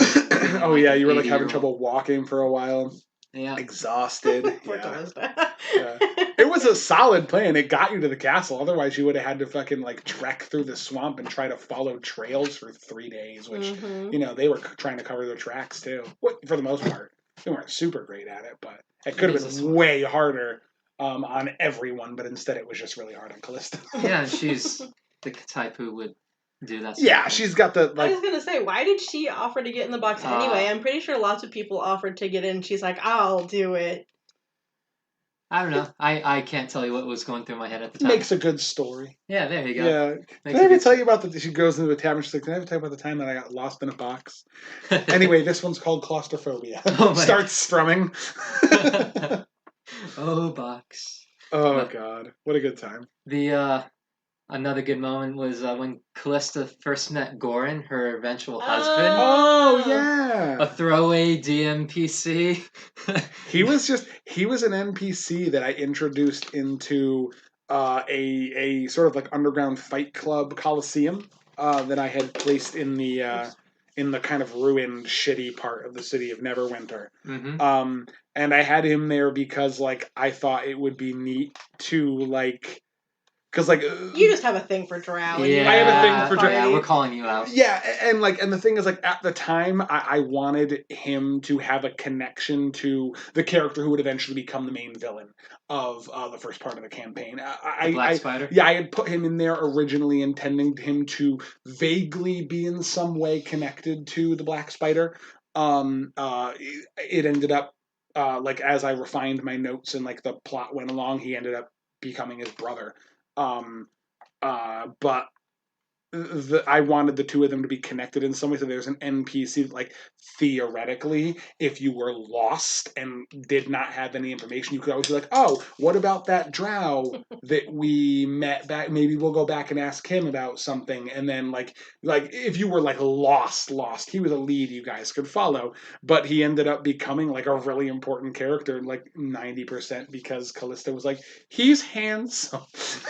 Okay, listen. We literally went through the entire campaign. We saw him in the fighting pits. We went there, watched him fight. Somebody fought, or no, we didn't do it the first time. We came back, and Kallista and Lundquist went to watch him fight. Yes, They were the only two that went off. And he bumped Kallista, because she's like, I should talk to him. Nah, it's not really important. No, I should talk to him. And then Lundquist was like, Lundquist go. literally bumps her and pushes her over, and she fails her dex save, and she ends up like falling onto almost onto his lap, but like onto the bench. He was like, in the locker room or whatever, and she's like, "Hi, what's up?" I'm in your locker room. I'm in your locker room. Hi, can we talk? You're cute. Want to get married, maybe? Yeah. Haha. JK. And that was it. That was the whole story. Yeah, no, and that was funny. It's what if we accidental kiss right now? What would you even do? What would you do? The Target parking lot. Oh my god. Wearing socks and sandals. Oh my god. You're wearing socks and sandals. I know. What if we accidentally kissed? Yeah, it's just funny because like there are so many times that I can think of in that campaign where you guys are just like, oh, I want to go talk to that person, and I'm like, why? All right, let me just go fucking like go through my random list of NPCs that I cooked up and just like pull a name out of a hat and bring them into existence. And like there's a number of times where I've done that. Like a character has literally been like name, race, occupation, rough age, one sentence description. That is it. That's all I've got for them. And sometimes the one sentence description is like, they are a expert blank. And then I would just like if you guys were like, oh, we need to find like a blacksmith. Then if I rolled that character, be like, oh, they're an expert blacksmith. Like it was just random. There was just a list, and so many times you guys like weaved those into like full-fledged like NPCs that you guys were super attached to, and like they kind of like fleshed out into their own characters. Goran is a good example of that. Sharnith, the Dragonborn warrior who was a begrudging member of the cult, who eventually you guys kind of befriended. She was just kind of like, I just wrote out some cultists, and I'm like, this would be cool. And she was just a random cultist. I don't remember why I got so interested in her. I think it was we were on the caravan together. And oh yeah, I mean you guys traveled together for months, and she was the only one that wasn't like outwardly shitty to you guys. That might have been it. It's just I could tell she wasn't as shitty as everybody else was. Yeah, because she just kind of like a bunch of them were like challenging you and threatening you because like you and the cult had bumped heads, and the cult was getting suspicious of you, being wary towards them, and then they were. Oh, so I started hunting her food. Yeah, you started like getting her food and stuff to kind of like win their favor, and she was like, okay, this person is trying to be nice. And then also like when her like the other cultist she was with, the other like elite of their group started to step out of line, and one of them like tried to kill Lundquist. Mm-hmm. She was the one to like kind of pick him up and be like, all right, buddy, you need to fuck off. Yeah, they thought we killed one of them. That guy's brother. Yeah. And then Sharnith was the third. There was the two brothers, and then there was Sharnith. There were two humans, and then Sharnith, who was a white dragonborn. Yeah, and it turned out it wasn't Lundquist that killed him. Surprise! It was actually the gnome gent. Yeah. Mm-hmm. God, I don't remember her name for the life of me. It's not important. She was she was kind of like a bit character. She showed up a couple times, but she showed up at the council once, but she hung out with Halia. There was that standoff. Was I Mm-hmm. with Unity at that time? I did like a standoff with her and the gnome in an alleyway. And I think Unity was there for that. Yeah, I was with Unity for some godforsaken reason. Probably, yeah. Oh come on, Holly didn't hate Unity. I didn't hate her, but we like didn't hang out. So I was like, why were we together? Right. Yeah, Holly is very selective of her friends, I guess, or the people that she spends her time with, I should say. Yeah. But there were a few standoffs you had with her and her crew, but that gnome was like, she kind of just showed up on your caravan and was like, oh, don't get involved, they're troublemakers, and then like kind of used you as a scapegoat to do a murder and then bounce, which like vaguely worked in your favor, but also got you guys into a lot of trouble. Well, also we were gonna do a murder. They wanted to kill Sharnith or something like that. Right. Who was it? Was it Lundquist and Geth? They wanted me to draw her out into the woods, and I tried to get her to go with me, and she wouldn't go. Oh, yeah, that's right. Yeah, because she's smarter than that. She's like, I'm not fucking doing that. I just asked her to go for a walk with me, and she's like, no. And I was like, you sure? And she's like, yes. And I was like, okay. And I was like thinking about trying to be violent so she would chase me, but then I was like, I just walked into the woods, and I was like, sorry, guys, couldn't do it. Yeah, we picked up Geth around there, I believe. Yeah, it was like at least a week or two before along the caravan road, because I mean like that caravan road was like 30 days, it was like a month or maybe 2 months of travel. You guys were gone for a bit. Yeah, it's traveling the long road from large city to large city in a caravan, like safest way to travel, but also like slower than just riding horses. Right. Well, we had a mission to do, so we couldn't just ride horses. Exactly. Yeah, you had to tail their caravan, which means you had to go slow as fuck. It is what it is. Yeah, made for some good moments. Yeah. So, any other moments you liked? Let's see. That you can think of, yeah. I was going to bring up how Worm Tamers came around, and I think it was kind of a... Right, you mentioned this. It was kind of like I think the name came as a whimsy from me, and then Dave said it in character as Dagar, and we just sort of ran with it. Yeah, because I was always under the impression that, like, for some reason, like, I thought Dave had come up with the name. Right. Mostly because it just kind of seemed like something that Dagar would do. But that's what I was saying too. Is I figured maybe Kyle came up with it, like, and then Dave just said it louder. Yeah, is the thing. Like, yeah, that makes sense. But God, I don't fucking know. Like, all I know is I loved it. So yeah, all I know is that people said Worm Tamers, and I was like, yes. Yeah. If you remember yourself coming up with the name, your memory's better than mine. And Dave isn't here to talk for himself, so just take the credit. Take it. Oh man, he's gonna kill me in my sleep. Nah. He'll paint you. Yeah. He'll paint a crude rendition of you. Oh man. Dagar, he didn't even participate in the fight against the freaking dragon. He ran into the tower, and we spent all our time fighting. Oh my God, he was just running around like an idiot. Yeah. And then he claimed the kill. Oh yeah. Oh my God. Of course he did. That was Dagar's entire character. He's just kind of a pompous ass. Never changed. Rock. What we love that son of a bitch. The one thing that really killed me in the end was at the end of the war or something like that. I thought. Oh yeah, when we brought him back as an NPC. Dagar was gonna like go look for Halia after. Oh right, but you had already. But I already murdered her. Yeah. Like, didn't he like wanna? He was gonna like propose to her because they never found her body, and like he had been like secretly working with because so he was still stationed in Phandalin because you guys left him there after you went. So he was in charge of that castle, and she was running the mining operation as a underground black market, and so she was siphoning money from the mine into the Zhentarim's coffers, and then he, as a secret member of the Zhentarim, was taking a cut to renovate the castle, and she was like giving him all like the mining contracts and like helping him train the goblins and hobgoblins to serve as the town's defense force. So the two of them were like business partners for like the whole time skip and then some. So they were together for like years. And so Dagar eventually was just like, I'm gonna ask her to marry me. We'll be a perfect partnership together.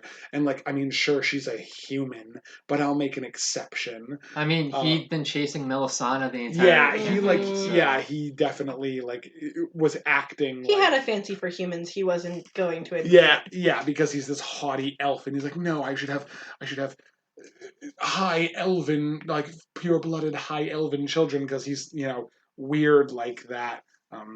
As if blood purity is weird. He had a thing for like human women. He did. He really because did. He even at one point I was talking to him about Holly, and I was like, why are you always like so nice to her, even though you're always trashing her? He's like, she has potential. Yeah. And then he's like, oh, Melisana's the most beautiful. And then he wants to marry Holly. It's like, fuck off with your shit, dude. Yeah. He never looked at Kallista. Because she wasn't human. Yeah, I know. Yeah, because he's got a weird fetish. Yeah, Dagar's whole thing is that he was like kind of a weird chauvinist fetishist, kind of a shithead, but somehow managed to be charming despite it all, which was the scariest part of it. The scariest part of it, absolutely. But like, he also was like notorious for like the longer you spent with Dagar, the more that you realized his shit stank, and so then it's just like, okay, never mind, buddy. Man, the times I fucked that guy over though. Yeah, I know. So good.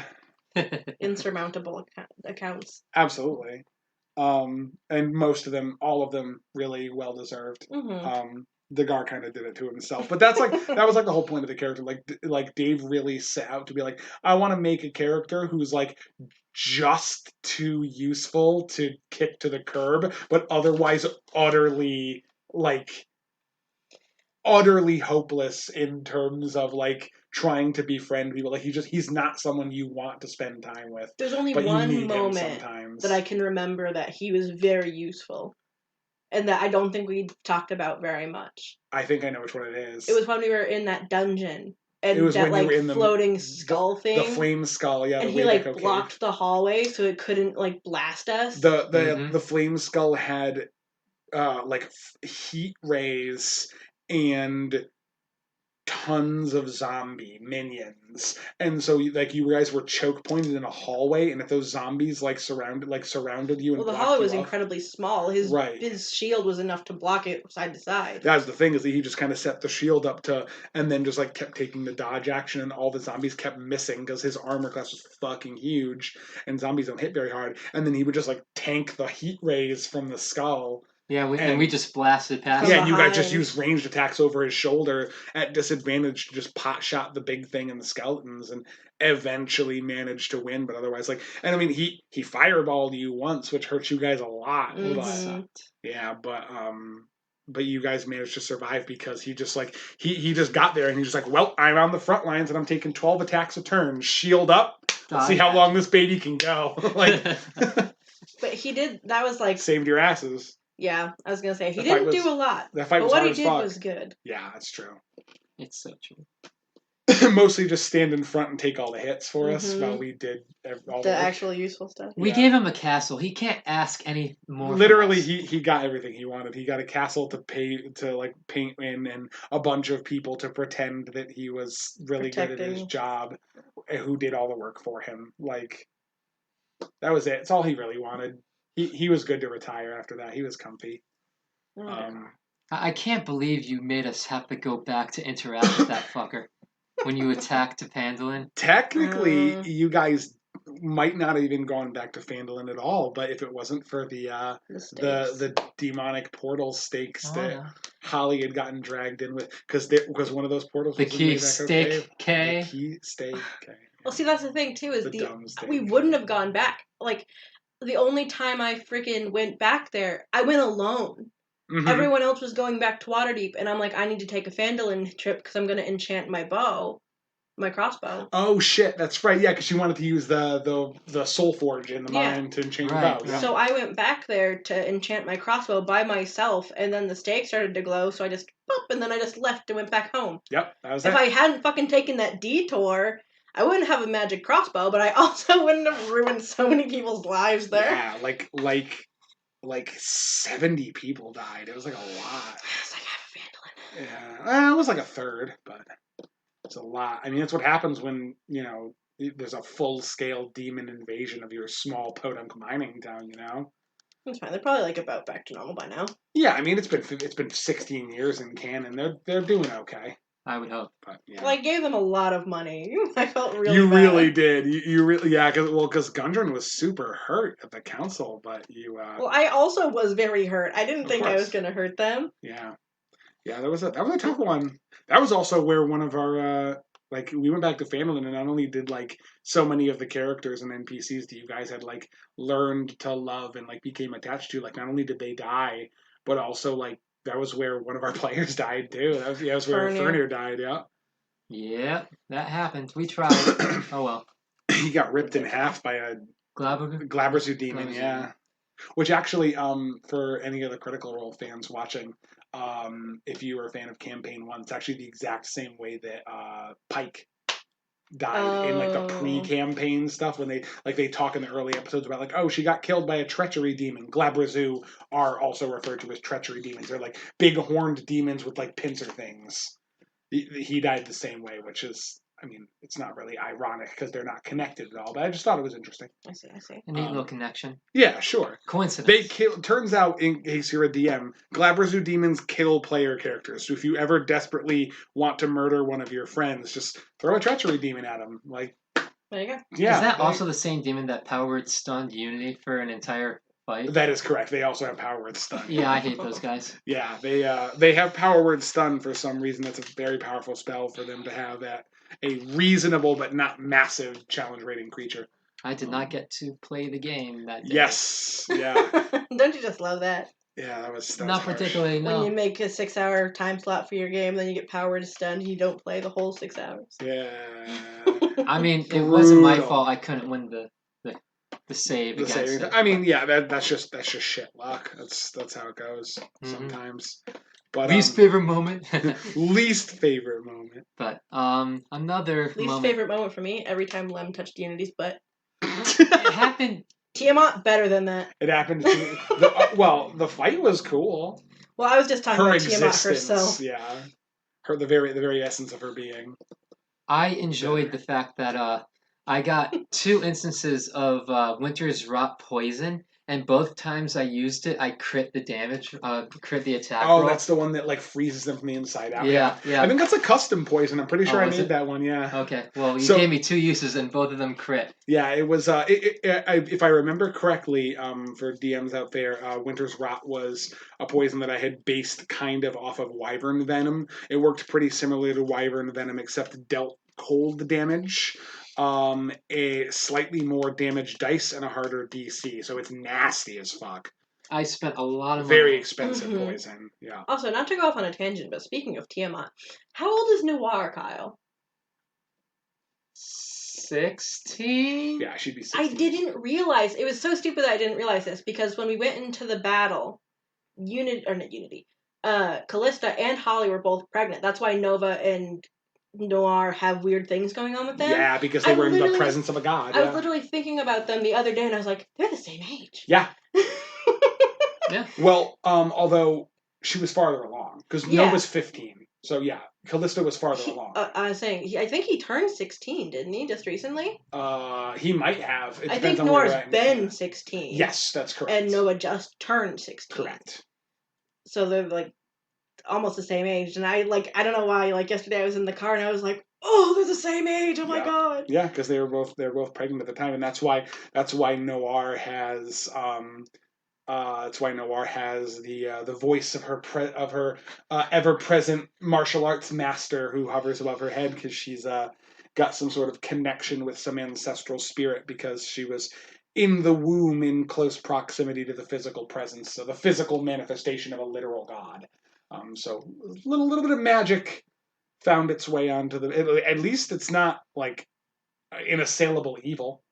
Yeah. It might have been if Tiamat had fully manifested, but you managed to do enough damage to their ritual that, she wasn't just like corrupting the air you were breathing. Just for anybody listening, Noir is Kallista and Goran's daughter. Yes. And half dark elf, half tiefling. And Nova is Holly and Asher's son. Yeah, their second son, third child. Mm-hmm. Yeah, they got fancy, cool, magical things happen to them because they were, embryos. In formation. Yeah, they were currently in production. How was Fabby formed? IDK. Yeah, right. Magic, Unfinished I guess. Kallista project. Which scared the shit out of me, because I'm just like, God, if I in the final battle, like she's gonna attack you, but if I kill your character, it's like, do I want to be the baby killer DM? Like, I don't want to do that. I don't think they knew they were pregnant at the time, unless they Kallista might. Did. That's true. They might not have. That's a very good point. Nova was very, very, very new. Literally newly conceived. Very few cells at that point. Yes, but I tried my best to keep Kallista as chaste as possible for that entire campaign. Same with and I even got called out on it by the roast of Kellen. That was a good time. when I I've never seen a bard that's never been as chaste as you. Like, what the hell? I thought you were supposed to be sleeping around with everyone. Yeah, I thought you were supposed to be whoring and drinking your way through every tavern, and you're preaching about goodness and light and telling stories. What are you? You're lame. Yeah, that hurt. Yeah. Some of Kellen's roasts were absolutely nasty. That's very also targeted why too. Asher, when Kellen roasted him about going around and begging people for spells. Oh yeah, because you had the mage glaive. So Asher had, this is a little bit extra, but Asher had he had a glaive that could polymorph into a quill pen. He's the intellectual barbarian of the group, and he could literally store up to 5 spell slots of spells into the glaive and cast them out of it like it was a ring of spell storing. And then during Kellen's roast, he like made fun of Asher for asking people for spells. Yeah, just like going around knocking door to door. Spells, sir. So, spare like, some spells. Before the fight, he asked for nothing. He was like, I'm not. And Kallista was like, do you want to put one of my spells in your thing? I can do it tonight, but I can't do it tomorrow because I need all my spells. So if you want one, I have to give it to you now. And he's like, I guess. Yeah, and then you got that. You got that destructive wave. Yeah. I gave you destructive wave, which was 5th level spell. Real good. Kellen gave everyone trauma. He's a really good roast master. He's an insensitive bastard, is what it is. The real problem is that he was a drunk 17-year-old boy. That's the key issue here. We give you a place to live and all the love and attention in the world, and this is how you thank us! And he appreciates you so much for that, but you're all a bunch of shitheads. I'll kill him. I'll kill him. I'll kill him. It's okay. He got his just desserts. Both of his kids are insufferable assholes. Oh, come on. Nymphadora is precious, but Nymphadora also is like literally haunted. Like she's not a normal person. I can say from dealing with Nymphadora, she is adorable. Yeah. And a pain. She's adorable, and if she hiccups too hard, she'll turn into a sheep for 3 weeks. And then you gotta fucking find the thing. Maybe she'll disappear. Maybe she'll turn invisible. Maybe her skin will turn blue. Maybe all her hair just falls out randomly. You don't fucking know. Yeah, and then Raph's just an asshole. His son is just an asshole. Yeah, whose fault is that? Kellen's, because Kellen was way too lenient. He was way too lenient with him because his dad was way too strict with him. That's another thing. Time skipping is so much fun especially when like your characters like have offspring and then those kids grow up because just like how like the there's this famous quote from George R.R. Martin, the guy who wrote Game of Thrones, Song of Ice and Fire series. He talked about like he does a lot of the like stuff with like some of his leaders and kings and rulers being kind of like shitty people, even though they were famous heroes, or like making bad decisions because just because you're a famous hero doesn't mean you're a good leader. Mm-hmm. He always like questioned the idea that like, oh well, Aragorn like won this big war at the end of the Fellowship or the Lord of the Rings series, and then he like there was just like an afterthought of like, oh, he ruled fair and justly for X number of years, and he's just like, well, why did he never make mistakes? Like, why was he automatically good at being a ruler? Mm-hmm. And it was kind of that same thing, but from the perspective of all of our characters' parents. Like, just because they were these legendary adventurers who saved the world from a horrible monster doesn't mean that they're good parents. All of them have their own shit that they definitely projected on those poor kids. Well, also definitely just every one of our characters definitely had a different level of parenting. Some of them were really good parents. Some of them were really bad parents. Some of them were a little too parenty, and some of them were not parenty enough. Yeah. I feel I wanted Kallista to be a great parent, but the issue is that she's absent. You know, mm-hmm. I couldn't justify her stopping what she's doing because one of her biggest flaws is easily her pride. Not that she thinks she's better than everyone. I mean, she's probably said that a couple times. She definitely has. But like, she knows that she has to use that for the greater good. Right. It's a compulsion to. Yeah. I mean, it's more than the story at this point. It's about helping the world. She beat a goddess, you know? Yeah. So next up is fixing the... there's lots of smaller things that are systemic in the world that she knows she's capable of solving now. So, like, it would be irresponsible for her as, like, probably one of the most genuinely, like, good members of our party. Like, there's no way that she'd be comfortable just being like, I have the ability to solve these global problems. I'm just not going to. There's just no way. That's just not who she is. And so she's out, like, continuing to adventure and do, like, private work, like, all across the world. And then her daughter's just like, at least I've got you to talk to, Ghost Sensei. Very, very well put, yes. Yeah. Well, even, like, Holly is a good bunny ears mom. She's a good mom. She's not a bad mom, but she's definitely not perfect. No, she's like more. she's more obsessed with ruling than she is with, like, always being the best mom she can be. Yeah. And I think that comes from a lot of, like, her needing to, like, be the first female ruler and, like, try and do as good as she can. Pressure on her shoulders. A lot of people didn't believe that she could rule well, and so she's trying to be, like, the strongest, like, best, like, ruler she can be. Yeah. And that's why Papyrus, her first son, has so many, like, issues. She puts so much weight on him to already be good. So he's already got a lot of anxiety issues. And, like, that's why when we were playing our little campaign with him, he was like, people kept being like, well, you're just a kid. And he's like, I'm not a kid. Like, I've already, like, started taking on responsibilities I shouldn't have to deal with. Like, why am I now backtracking and being called a child? Yeah. And everyone's like, why do you have such a big issue with being called a kid? You're a kid. And he's like, I'm not a child! Honestly, but that's the thing, is that, like, he had never really run into that issue before, because, like, a lot of it was Holly being like, hey, like, you're going to be the adult, you're going to be in charge of the clan, like, here's the things you're going to have to do, and everyone else kind of being like, yeah, Holly's here, so, like, we can kind of baby him for a little while, because, you know, she's still going to run the show for a long period of time, and then she just she vanishes as part of the plot of the next one. Oops. And then all of a sudden everyone just, like, he needs still to be protected, like, yeah, still wants to protect and baby him to keep him safe, because he's their only, like, he's their hope. And also he's like, I've been ready to do this because, like, that's what mom trained me for. So that tension was probably really tough on him. Yeah. There's all sorts of different problems with all sorts of different children, but it's depending on if you're too present or not present enough. Absolutely. Well, yeah, I mean, that was the same way with Arya, my character that's Melisana and Luciano's daughter. Melisana put a lot of pressure on her to eventually, like, you know, to, like, act a certain way and be a certain way and present a certain way, because, you know, she's gonna take after her mother and, like, take control of, like, the family like positions of leadership within her community. And, you know, she kind of felt like, oh, well, I kind of just want to, like, go hang out with my friends and maybe, like, go on a pirate ship and, like, go, like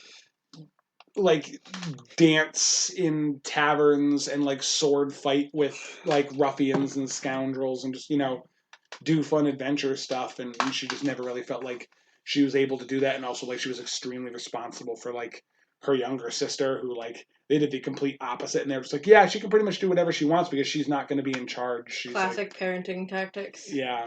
Mm-hmm. So there's like, yeah, Arya, watch your younger sister. We have important things to do. And so then she's just like, I'm solely responsible for protecting everybody, and if I can't protect them, then I failed. And that gave her a complex, as we are seeing it play out in our campaign now. Whereas Ivy, Papyrus' sister, has the same issue, but for a totally different reason. Yeah, because all of her friends that she was like, everyone she was close to, her dad, who she had a really close bond with, she thought she thought Holly was way too strict, which sometimes she can be. Oh yeah, but for sure. She was really close to her dad, who died. She's really close to a bunch of these friends she had who also died. So she thinks that she's, like, the reason people are dying, and if she's not strong enough to handle it and, like, deal with it and, like, make sure she protects people, she feels like she's just waste. Like, she feels like she's like, okay, well, I guess I'm just, the only thing I'm good at is getting people murdered, right, and I can't stop it. Yeah, and it's like it's just kind of interesting to see how, like, different kids come out with different weird issues. Yeah, well, like, I mean, that's how they talk about it in real life too. Like, you know, like, you in a way you kind of inherit. What was it? Did BoJack Horseman say that? You inherit your parents' trauma or some shit like that. Kind of. It's also true, but they say it in BoJack Horseman. Yeah. Well, I think they said it because it was true, and I think the evidence kind of shows. Except Skaha came out fucking, like, perfect. Well, her issue is that she's arrogant. She doesn't know what human is. Yeah, her mom's a Fey princess, so she kind of is just and like, her dad is Setanta. Yeah. Her dad's like a beast man who's like 450 pounds of muscle, who basically can't read and devours dictionaries. Yeah, he's like the snack. Yeah, smart. And her mom is a Fey princess, so it's just like, she's just like, what do you guys do for fun in your world? oh, you got 2 words into it, and I do not give a fuck. Like, whatever it is, it's not as cool as what I do every morning. So whatever. Like, she just she's not like, she's fine. She's just not well adjusted to anywhere that isn't the Feywilds, because she gets there and she's like, why are these trees all the same She's color? like, oh, It makes no sense. Your food doesn't change color while you eat it. Yeah. Weird, boring. Yeah, this is stupid. Give me your best booze. Is this it? Yeah, it's like, I need to be drunk to deal with the day-to-day mundanity of your mortal world. We had the tournament that we talked about previously turned into a festival on the occasion of them they would do a Tiamat festival every year, yeah. For you guys. And so the kids came back for the second campaign, and they were doing these weird games while the parents went and did something else. Like kids went the parents went off on their mission, which is how they ended up disappearing. Right. But there was a point where we were doing like a relay or something like that. We were like playing keep away, and Noir got the flag, and so Skaha picked up Noir, and then I grabbed Noir, and we were like. Yeah, you're like wrestling over. Noir grabbed the tag first, and then Ivy booked it for her, and Noir was like, "Oh my god, she's gonna kill me!" That was like their first interaction. Right. Which is hilarious to me. And it was so funny. Because Noir did legit think Ivy was going to kill her. Right. So, because Noir is aware that Ivy does not like her, at least at the time did not like her. Because Ivy just didn't like anybody. Yeah. Ivy was... She's getting there. She's made improvements. She really has, yeah. She's still angry all the time. Mm-hmm. But who wouldn't be? We've been trapped in the Underdark for 2.5 months. It sucks. She's, as opposed to the beginning where she literally threw Noir against the ground to try and get the flag from her. She probably wouldn't do that. Yeah. Today. She probably wouldn't. Under that same circumstance where it was just a keep away game, she probably wouldn't body her. Yeah, that makes sense. Things have certainly changed, but I don't think it's as black and white as we make it seem, because they've all... You have the statistic, looking at the character sheet. Oh yeah, we're level 7 now, heard her. Right. Or are we 6? We're level 7. Yeah, we're level 7 now. But also, we've had different sort of developments. At the very beginning, Noir, one of the pedestals that she looks up to is actually one that Ivy is sitting on top of. Ivy is a goal. Ivy broke my nose when we were sparring when we were kids once. So she's stronger than me. I have to be stronger than her. Exactly. Mm-hmm. Yeah. Ivy's tough. She's living without her parent, and she's so strong. I can be like that too. Has that changed? It's not necessarily changed in that way. It's more like the concept of Nora's growth isn't shown by strength, but how she can get over the fact that she felt that way in the first place. Mm-hmm. Okay, interesting. Ultimately, I want her to... She wants to be working with others, not working against them to get stronger and per se. More like the idea of feeling that she has to be stronger than someone else who is also getting stronger alongside her isn't healthy. It's more like you need to focus on what you are good at, and the day may come that you may never actually be stronger than them, and you need to be able to accept that, and that's the only way you'll be able to be stronger yourself, Mm-hmm. Yeah, like a find your own strength kind of thing. Exactly. Don't worry about the strength of others. Yeah, it's more internal than external. Absolutely. The benchmark being not someone else, but something of a conceptualized version of herself that is better, if that makes any sense. Yeah, I mean...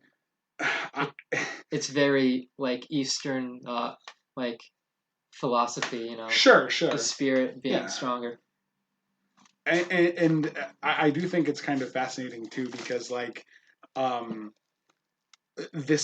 the new adventure being a time skip of our previous campaign, picking up with the kids and everything, we have this strong existing backstory of who their parents were. Mm-hmm. But I do think that going into the campaign, they kind of were built around that, and we didn't really have a solid sense of who they were yet. We had a good, well, not true for you. You've been thinking about Ivy for a very long time. Ivy's been cooking around your head for years. Mm-hmm.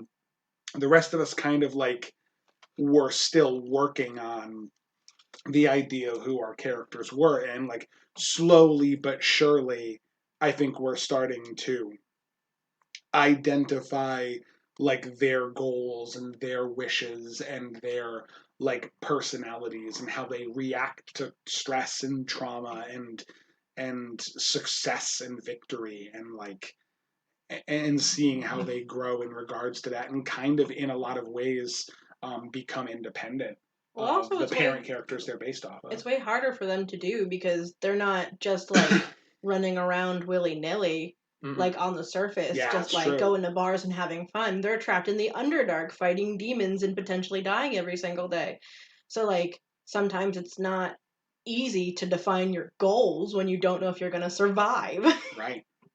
Like who has time for goals when you might fucking eat it tomorrow? It's very true. One day at a time.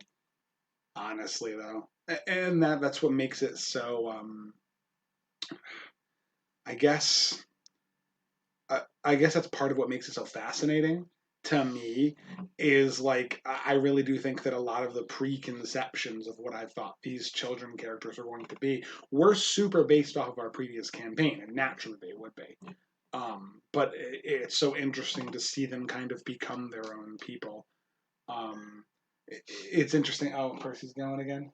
He wants to be the fourth podcaster. Yeah, you are absolutely going to hear our cat again because these mics are really good. I'm not mad about it, but for some reason he can always tell when we're podcasting.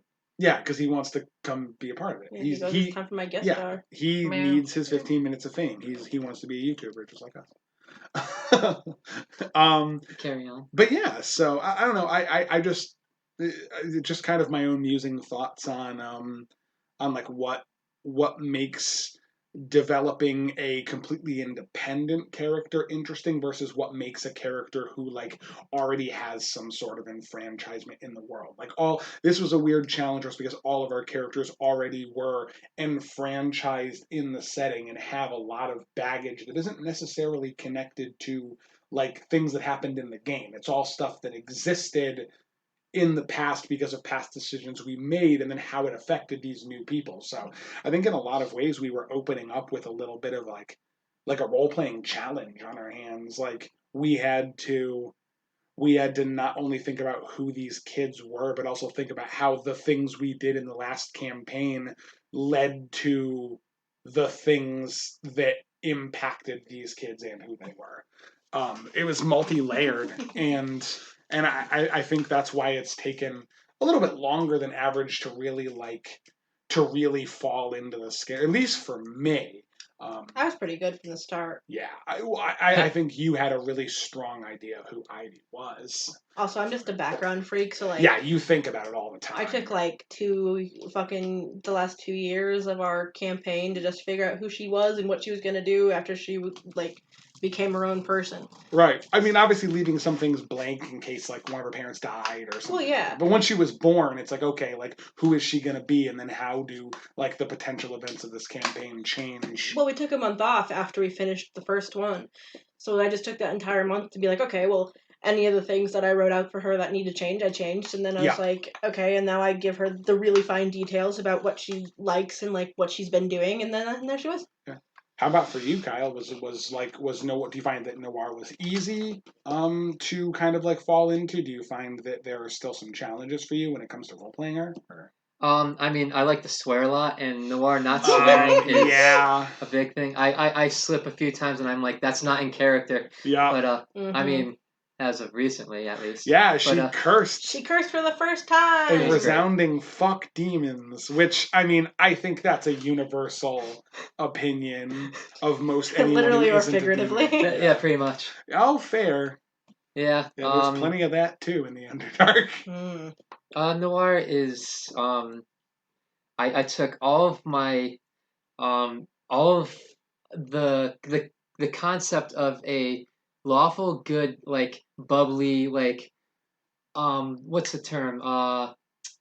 Someone who, who sees the light in every Pollyanna, yeah, like like that's they kind of see a the good in toxic. everybody. Well, Pollyanna is actually like to the extreme where it's kind of toxic. It's like, sure. oh yeah, it's a problem, but it's not a big deal. We'll just move on. Yeah. Except the place is on fire. Yeah, where like in reality, like they don't really stand up for themselves or draw boundaries because they're so willing to just like see the good in everybody that like people chops could, off your hand. Yeah, Oh, it was an yeah, accident. people, No, I didn't want the hand anyway. People could be like harmful and cruel to them, and they're just like, well, they're just trying instead of like drawing a boundary line, which and I do see that in noir too. Is that I feel like one of the biggest pieces of development that she's been working on recently is like learning to draw boundaries and like allowing herself to be upset when people do things that hurt her, which I think is a huge piece of like it's a huge element of growth for her. It's not something that she did in the early parts of the campaign. She kind of just was like,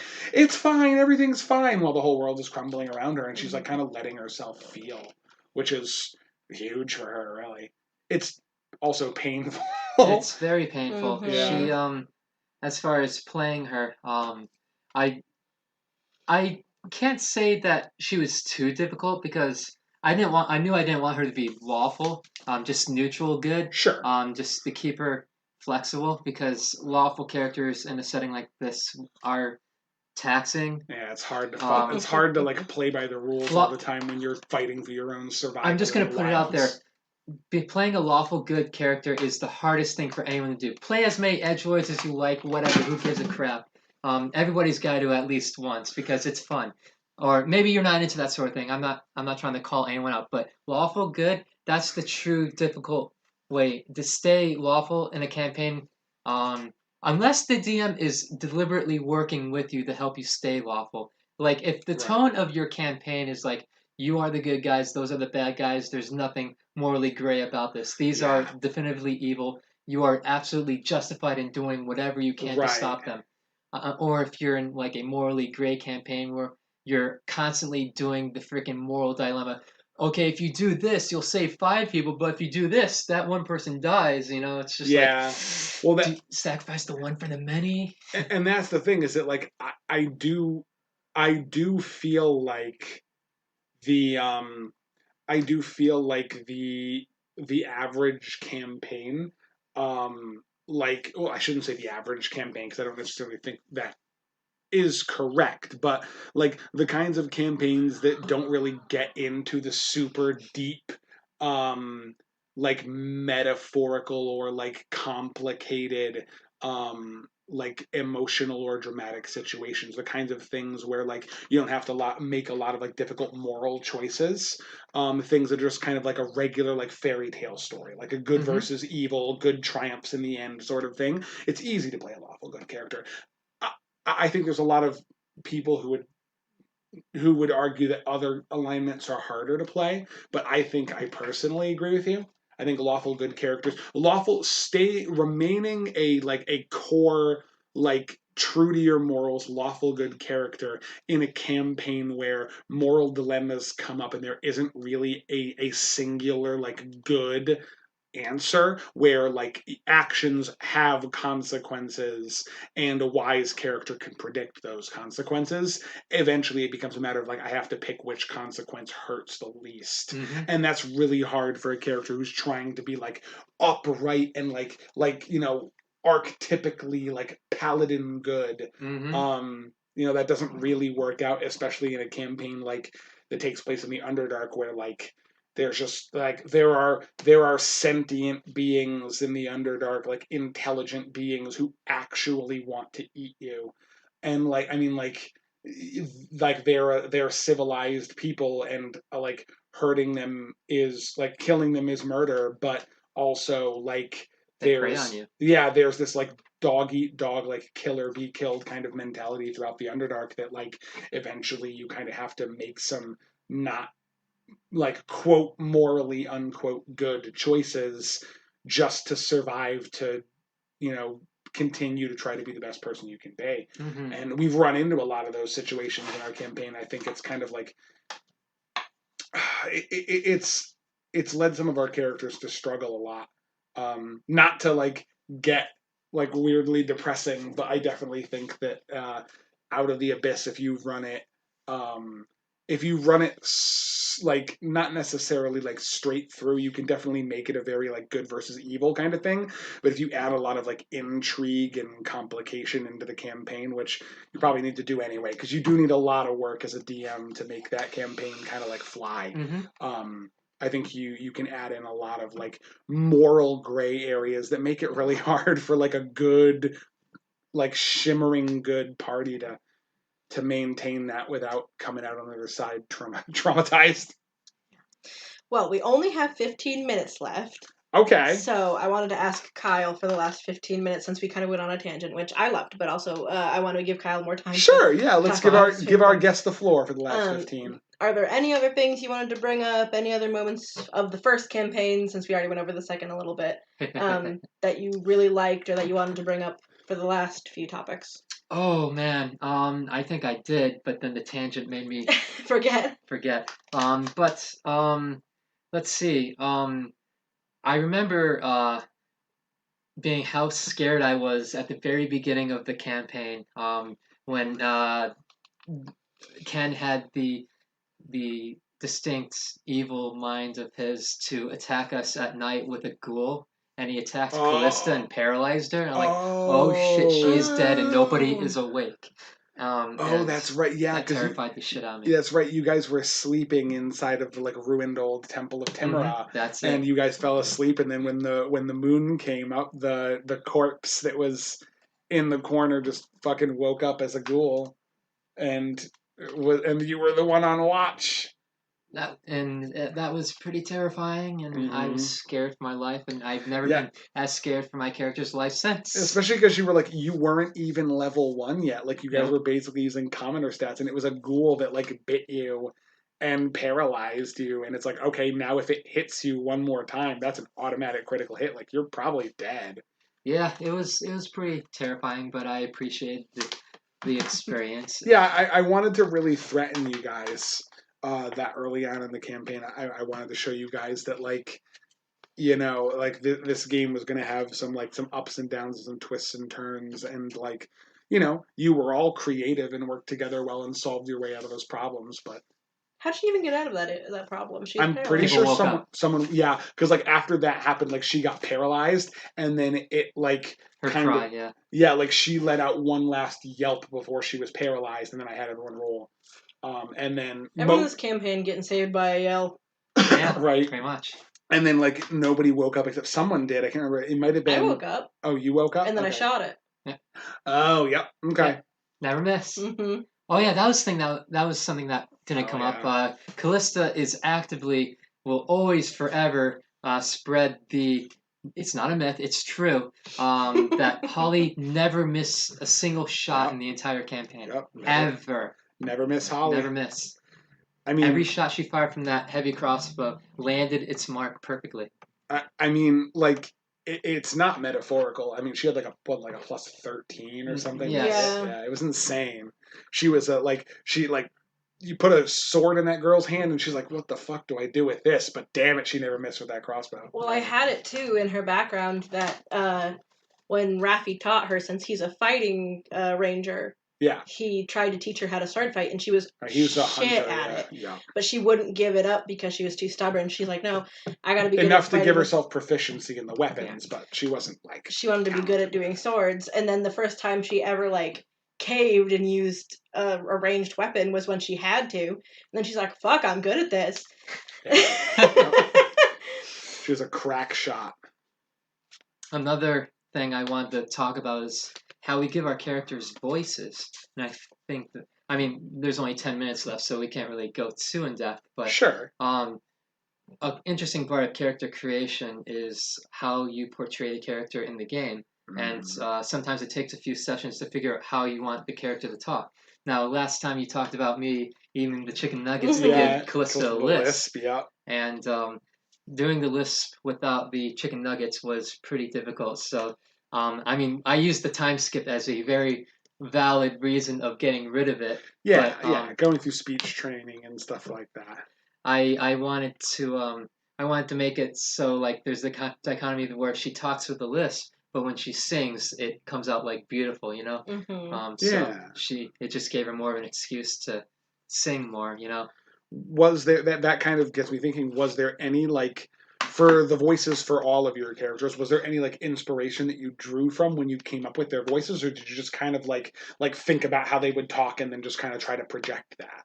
As far as like direct references, specifically for Kallista, not really. Okay. I think being able to sing perfectly well but can't really talk well, I think that's shown up somewhere, but my memory isn't giving me the answer right now. But I definitely drew inspiration for that.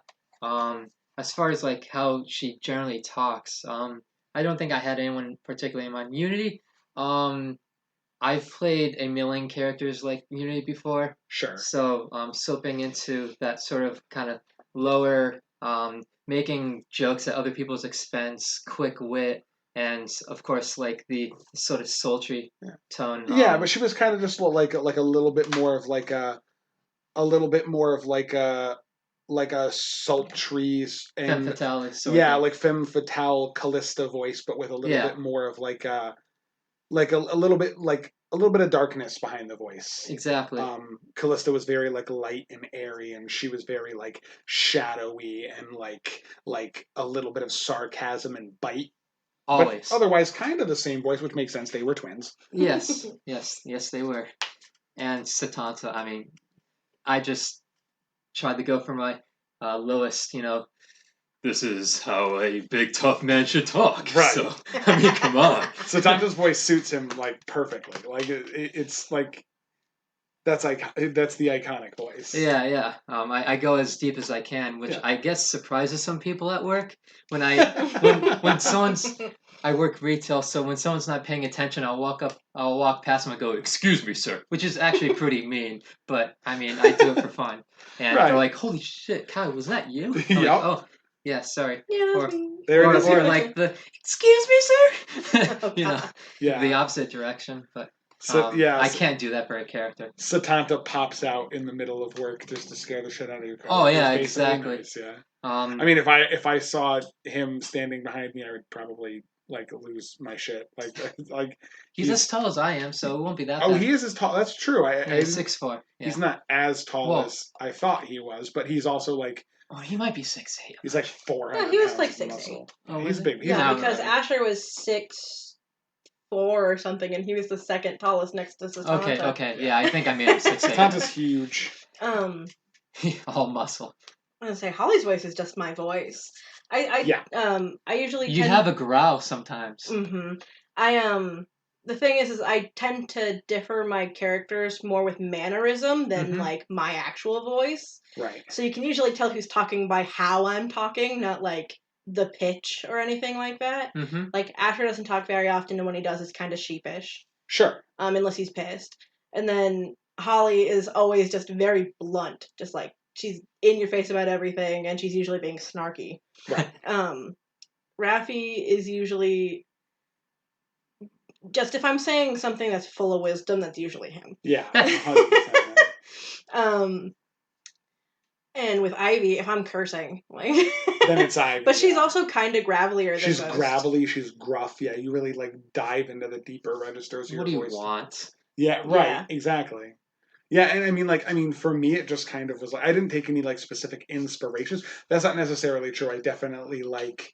Man of a million voices, you are. Well, I mean, yeah, I kind of had to get good at it to be the DM, but well, you don't have to per se, but it's definitely like good to have a couple of different like, if not necessarily voices, but like tones and mannerisms in your repertoire, so you can differentiate NPCs. But like Melisana for me was just like, she's mothering and caring and has like a soft kind of like a lilt to her voice. She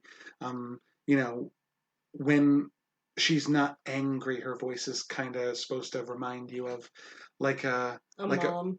Well, that and like a feather on the wind, just kind of like carries along, and like I want to check on you and make sure you're doing okay, but also like if you're Degar, maybe stay like 10 to 15 feet away from me at all times. I mean, Kellen was easy. Kellen was just like, very like jovial and like really excited to just be getting into stuff. And, I want to like throw magic off in every direction and like, strut my stuff, hang out with all the cool kids and like just really get into some trouble, He had as he got older, he got a little bit more of like a little bit deeper in his voice, but he was mostly just like the whimsical childish side of my voice. And then of course there's Luciano, who sounds like Oh my god. like a posh British nobleman. He's had this voice forever. It doesn't necessarily fit into like where he comes from in the Forgotten Realms, but he's had this voice since I've made him. He's this like uppity noble who like uses this, like how his voice sounds like effete. I'm calling it podcast in character next time. Oh my god! I feel like that would be a lot of fun. Like I could do some NPC voices. Yeah, we could do like maybe that would be a fun idea. Maybe we have some of our players on and we do like a podcast but like with us in character. Yeah. Just to kind of show. Yeah, like I don't know. Let us know in the comments if you think that would be a fun idea. If you want to get to like meet our characters, we could talk about fun stuff. Oh man, I don't know if I could do that. You don't have to, okay, but that's something we could definitely do. Maybe next time I'll bring the computer and we could like just make one of our podcasts, one of our freaking like episodes. You can hear us all in our voices. play. They'd be the kids' characters, but right, exactly. But they'd be able to hear a little bit. Yeah, we could do something like that. But yeah, so since we're getting close to our time, I would like to first of all say a special thank you to our guest for coming on today. And I would also like to thank everyone who is listening today for sticking with us, keeping a nice second deep dive into our campaign. Again, let us know if you want to hear more campaign stories, if you want to hear more about what's going on with our second campaign, or just like kind of some general like D&D discussion or like DM tips or things like that. I'm always open to stuff like that, and we could have all sorts of guests on from my home games and our party to maybe we'll slowly bring the whole party on. We'll make Ryan slowly but surely we'll drag Sean Ryan and Sean into it. Exactly. But yeah, so thanks for coming on and telling us your side of the of some of your favorite campaign moments, Kyle. All right, thank you for having me. It was an absolute pleasure. Always a pleasure. I'd like to give a quick shout out if I may. Sure. Of course. Hi Ryan, if you're listening to this, I hope I made your moments sound epic enough. And Max, I love you when you're listening to this. You know it. And one last thing, one quick fact I've been sitting on for this entire video to close it out with. Okay. So, do you remember how Holly got her name? Holly. Oh, Silverfang? No, Holly. Oh. Like how? Oh, I never talked about that. God. Yeah. Her whole name was because of you. Yes. So Hannah worked with me at the deli, and Okay, I'm sorry I have to do this to you. No, this is so good. Holly's name is a JoJo's reference. Is it really? Yes. In JoJo's Part 3, his Joseph's daughter is named Holly, and he goes, Holly! And I would yell that at Hannah. Well, also, you thought that was genuinely my name. I did, by accident. At first, it was like the first day I think I was like on, he kept calling me Holly.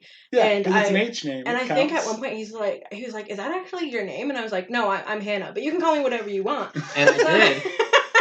And so he started calling me Holly, and then he started calling me Holly like that, and I didn't know what the fuck it was from. And then literally you gave her Silverfang too, and I fell in love with that because I was like, she needs a last name. She can't just be Holly, like she's supposed to be from like this family off in the woods that is like kind of their nobility. She needs a name. And he's like, what about Silverfang? And I was like, perfect, I love it. Like I'm shit. 10 out of 10. I didn't know you were the one who came up with the last name too. That's awesome. Yeah, he just like shouted out into the dark, and I was like, and mine. That will be for me, thank you. So yes, that was a motherfucking JoJo's reference. Mm-hmm. Thanks, JoJo's Bizarre Adventure. I'm sorry. You don't have to apologize for that. It clearly worked out very well for us. I can end happily on that note. Perfect. All right, well, thank you very much for listening to us. We hope to bring you more fun content again soon, and more D&D content. So I guess thanks for everything, and we'll see you again next week. Have a good day. Love you, bye. Love you, bye. Love you, bye.